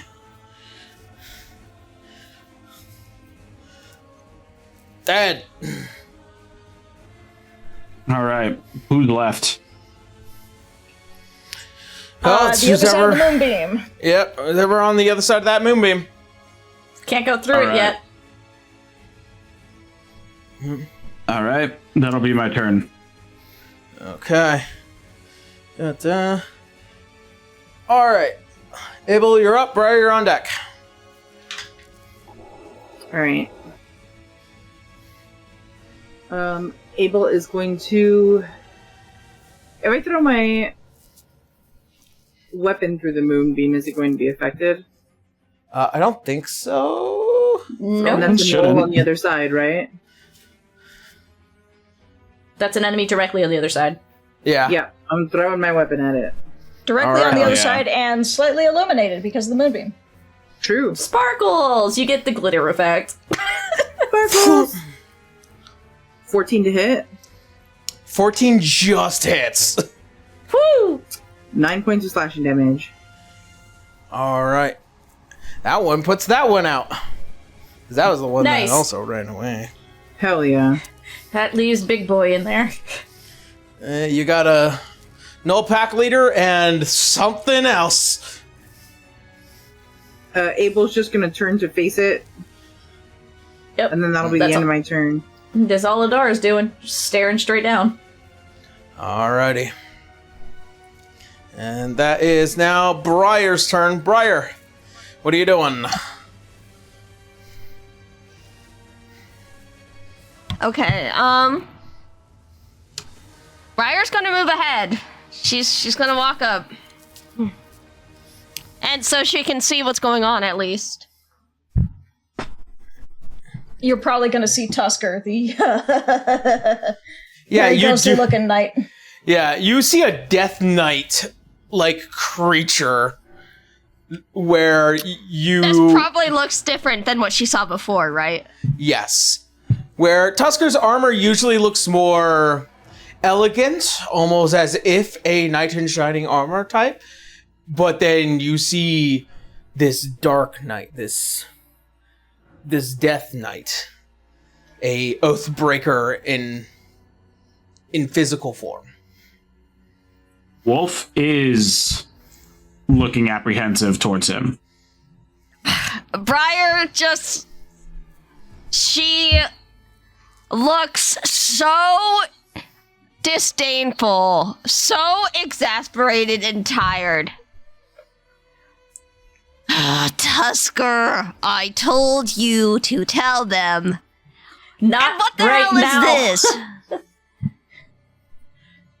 Ryder, you knew?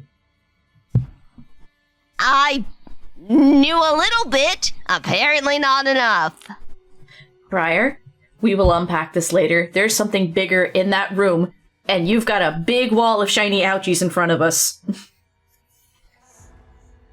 Briar moves forward the shiny ouchies. Okay. I love you for that one, Tara. The shiny. I will move the shiny ouchies. Wah. Put it right on that big thing, please. There you go. Teehee.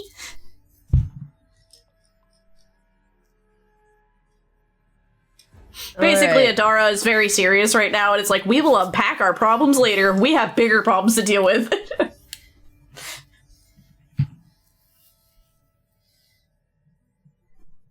You know what?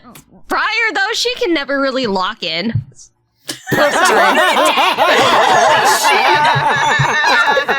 210 damage, they're dead! Fuck!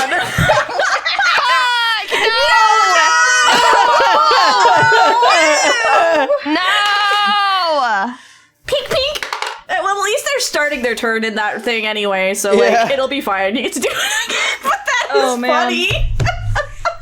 Alright, What gets revealed by the light? Woo! Yeah, What what gets are we revealed? staring at? you...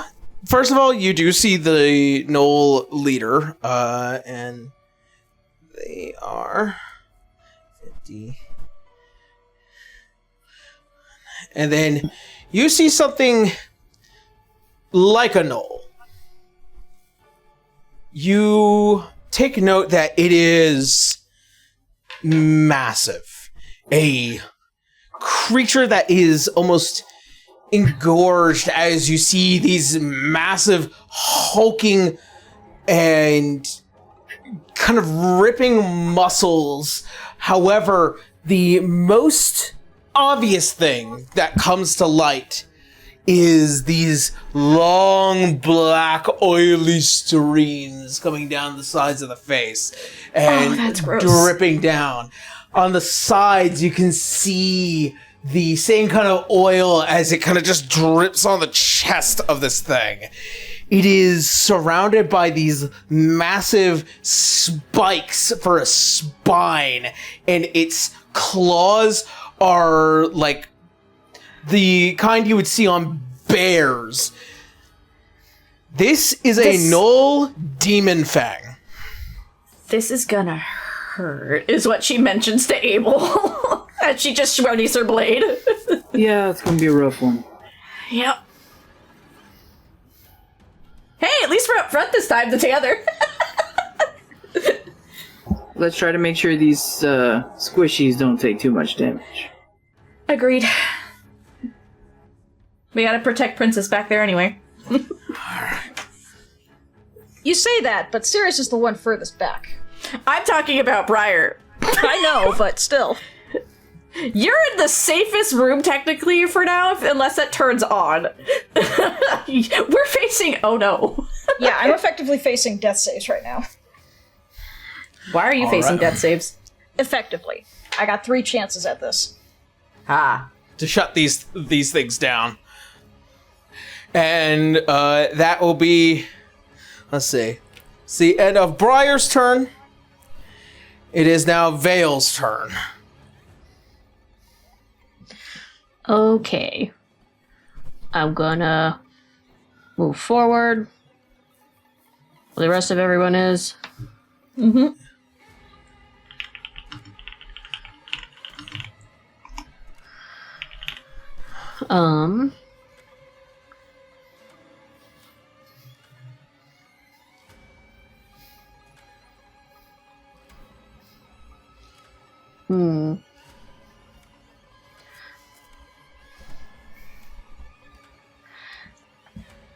And let's see here.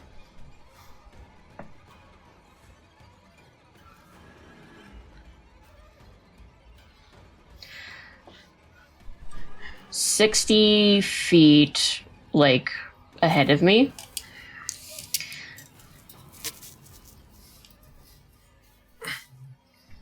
About that.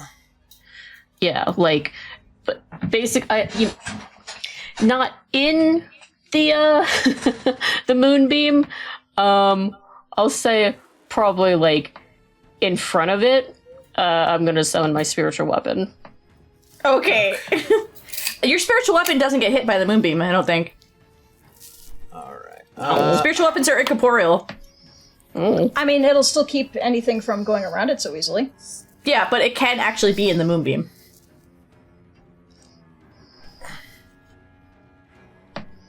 Oh, actually, 60 feet, right? 60 feet. You can make it pretty adjacent right there. Unless you want it in its way, so it can't just all come out through that hallway. These are about to get nutty, fuck it. guys. Alrighty. Fuck it, just put it next to it, and I'm gonna bap it. Yeah, give it a bappy. You can move it, at least, so... Bap. Okay, it takes my spell attack.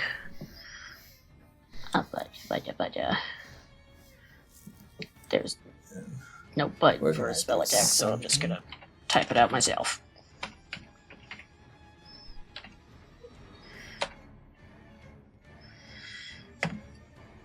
$19. 19? That will hit. Cool. And spiritual weapon does force damage. Go to D8. That's my thing. Beep, beep, beep, beep, beep. Beep, beep. 10 force damage. 10? Alright. Let's see. 10.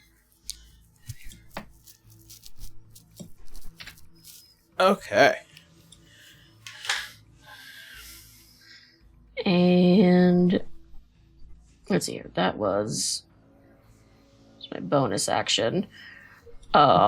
Because I'm worried about what this motherfucker's could possibly do, I'm going to, let's see here. Who all is hurt right now? I'm beneath half. And how is Firefly doing? Firefly is 6 hit points. Oh. Girl, I just healed you. She took a natural 20. She did. God. Okay. Girl. Girl. Okay. And who else is hurt? I'm beneath Beowulf. half.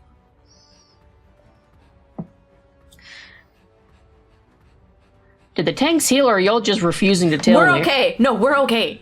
I haven't taken shit for damage, so. I have one last bonus action to heal myself, and then it's just, it is what it is. But I'm okay.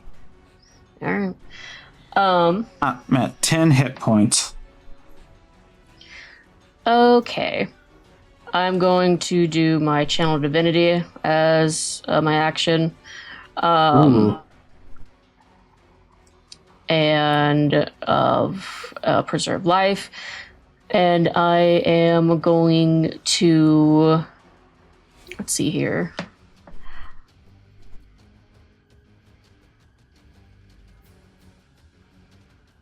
Trying to do the math.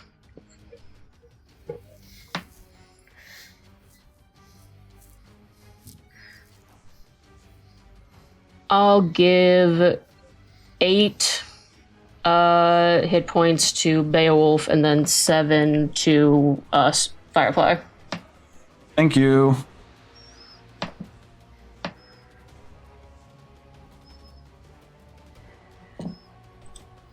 All right.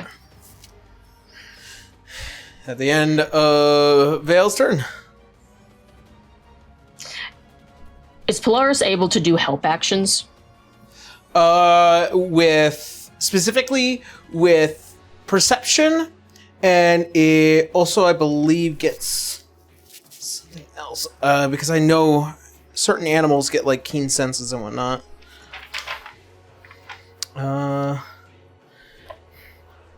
Perception and stealth, it can help with, as per house rules. Okay. Then yeah, I'm just gonna keep Polaris with me.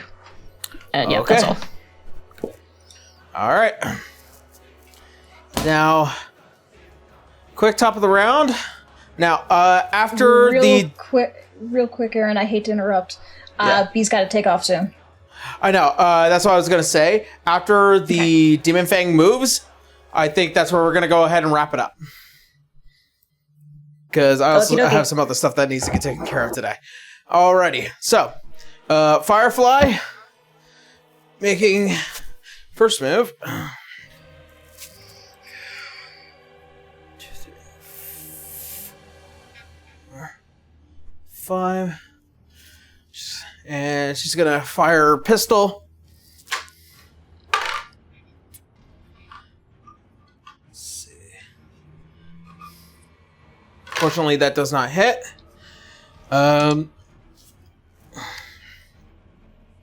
That's gonna be the end of Firefly's turn. Adara, you're up. I can't physically hit those things without going into the moonbeam, huh? It would be risky. Well, I'm saying is, like, I see that little corner in front of, I think, the Gnoll leader. Not the big guy, but in front of that. But is that within 5 feet reach, or am I going to have to go into the moonbeam?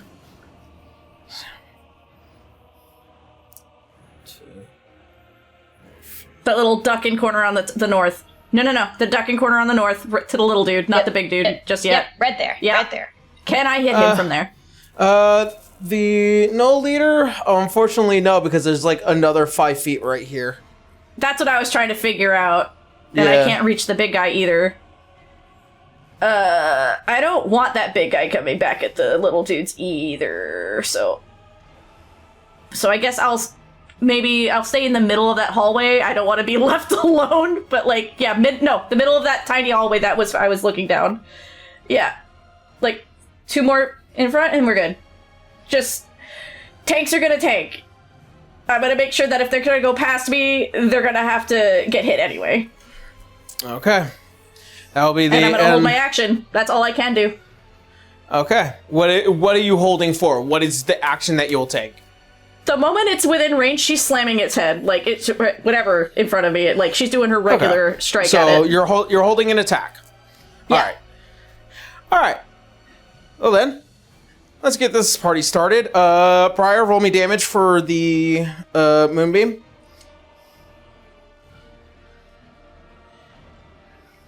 I knew it was gonna happen, but I don't want it going back towards the squishies.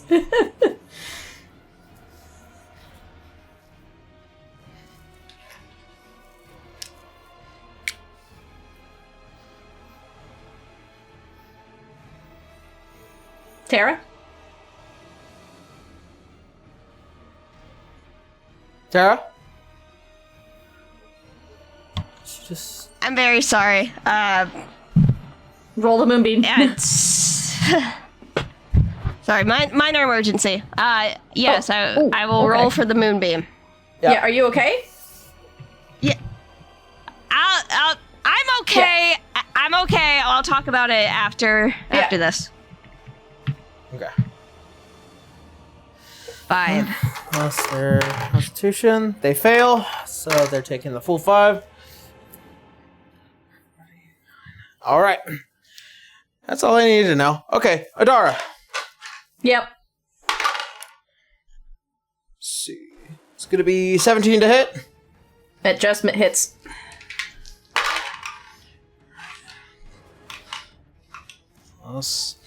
Plus. Yeah, things are about to get crazy, guys. Alright, he's gonna use Charging Claw. That's going to be 12 points of slashing damage onto you, Ow. Adara. And I'm at 13 now. And that gives him a plus 10 to his movement, as well as preventing opportunity attacks, but still make the attack you were holding. Yep. But also, I do have a reaction to that if he does try to leave my area of attack anyway. It's called Warning Strike. So that is a reaction. It's essentially a dumbed-down sentinel. So It does not provoke opportunity attacks. you can use your reaction to make melee weapon attack and a hit. It's just reduced to 0, but I'm also reacting anyway? Oh, because it's a held action. Never mind, it's not a reaction. Right. Sorry, I got confused for a second. Yeah, My bad. opportunity attacks are considered a reaction, so you can't perform a opportunity attack on him right now. 22. 22, that will hit. Go ahead and roll me damage. Yep. Again, ignore the roll 20. The 20 roll, it's just the damage. So, no, I can re-roll one of those. I'm gonna it's a 1 and a 2. I'm re-rolling both of them. So I'm just gonna roll it again. Well, that's better. 9. Let's see. A 9 to hit? No, 9 damage. I can re-roll a 1 okay. and a 2. Oh, okay. Alright. Sounds good. Alright. Shit. Charging Claw, still going through. Beowulf. That's going to be 14 to hit. Misses. All right. I'm going to use my leading throw as a reaction. You cannot perform reactions on him. Opportunity attacks Why do not not? work. Because he's using Charging Claw.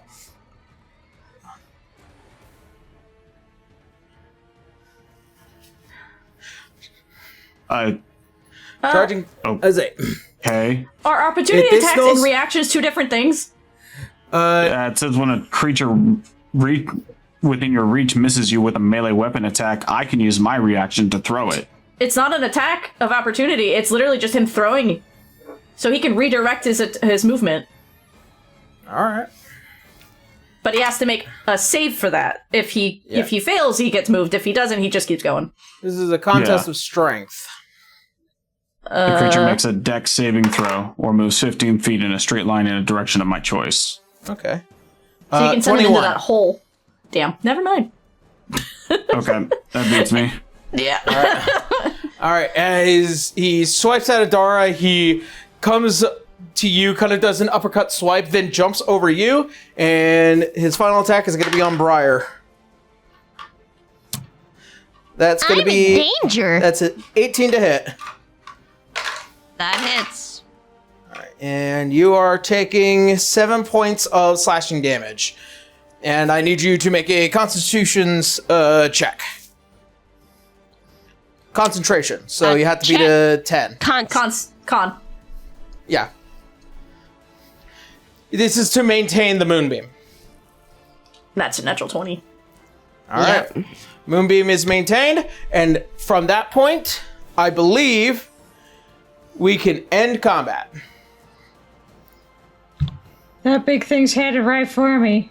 Oh boy. Alrighty. End combat, or we're putting a pin on this session? We're Going putting to a be pin. putting a pin on this session. Okay. Alrighty, and that concludes that. for now, because I gotta go over and run game, run the episode. All right, well then. All right, well then. That being said, there's not much else that I can say or do for right now because we gotta actually get out of here soon. But I will take this all with me into the new place, and then we'll finish combat next session. Yeah, take a picture of the layout of everything before we take off. Yeah. Good idea. All right, well then, that being said, we're going to jump on to some quick personal announcements, and then we got to head off. Alrighty. Well, that being said, I don't really have anything to announce right now. All announcements that were already made for the top of the episode for EOE stuff has already been made. I'm probably going to be starting live streaming and stuff like that all over again once the move is all done and get back into Final Fantasy XIV. I don't really have too much else besides that, so I'm going to leave it with you all. So, Tara, you're up. Oh, I'm just gonna... What? Yeah? What? And me? You? Hi! You can find me on Blue Sky at Tara Corbin VO. I post things sometimes, maybe. And also YouTube, Tara Corbin, where I will probably post again someday. We'll see. That is it for me, though. How about you, B? I am B. I'm Pastel Werewolf all over the internet, and right now I don't have a lot going on. I have my ACEOs on eBay, but that's about it. Other than that, I am just farting in my room. So, Blue?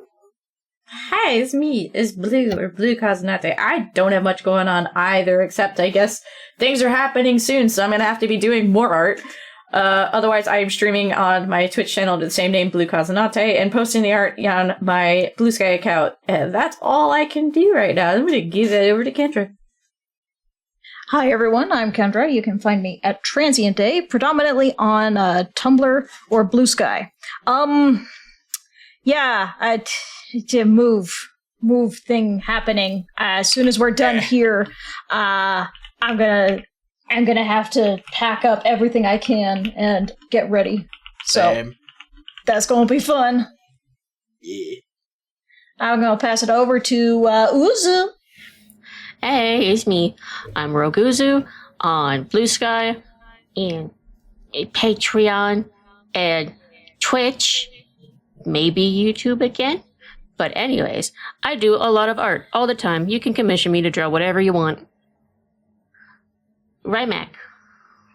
Hey, I'm Ry, or Rymac. I'm Rymac the Cold everywhere on YouTube, Twitch, and Blue Sky. And yeah, I've got commissions open. I draw lots of D&D stuff and other stuff, so hit me up if you want something done. That's all I got for now. Back to you, Yarrow. Alrighty. Well then, that being said, nothing else pressing. Please like, subscribe, share with your friends, share with your enemies. Maybe your neighbor's into D&D. I don't know. Go ahead and hype ask. us on mobile. Yeah, hype us on mobile. Indeed. If you are watching on mobile on YouTube, please press that little hype button right there. You scroll down a little. Yeah, that one right there. The one with the star. Yep, that's what you want to do. That one. Yep. Okay, good. All right. And I suppose it's appropriate to say here, this is the last time we'll... excuse me, I don't know where my throat went there. This is the last time we'll be able to boost Volante design, so please check out their stuff before it's gone. We will miss you, Volante. Take care. Alrighty. Well then, that being said, thank you so much for watching. Thank you for hanging out. We hope you stay safe out there. We love you, and as always, see you next Sunday. Bye, everyone. Bye.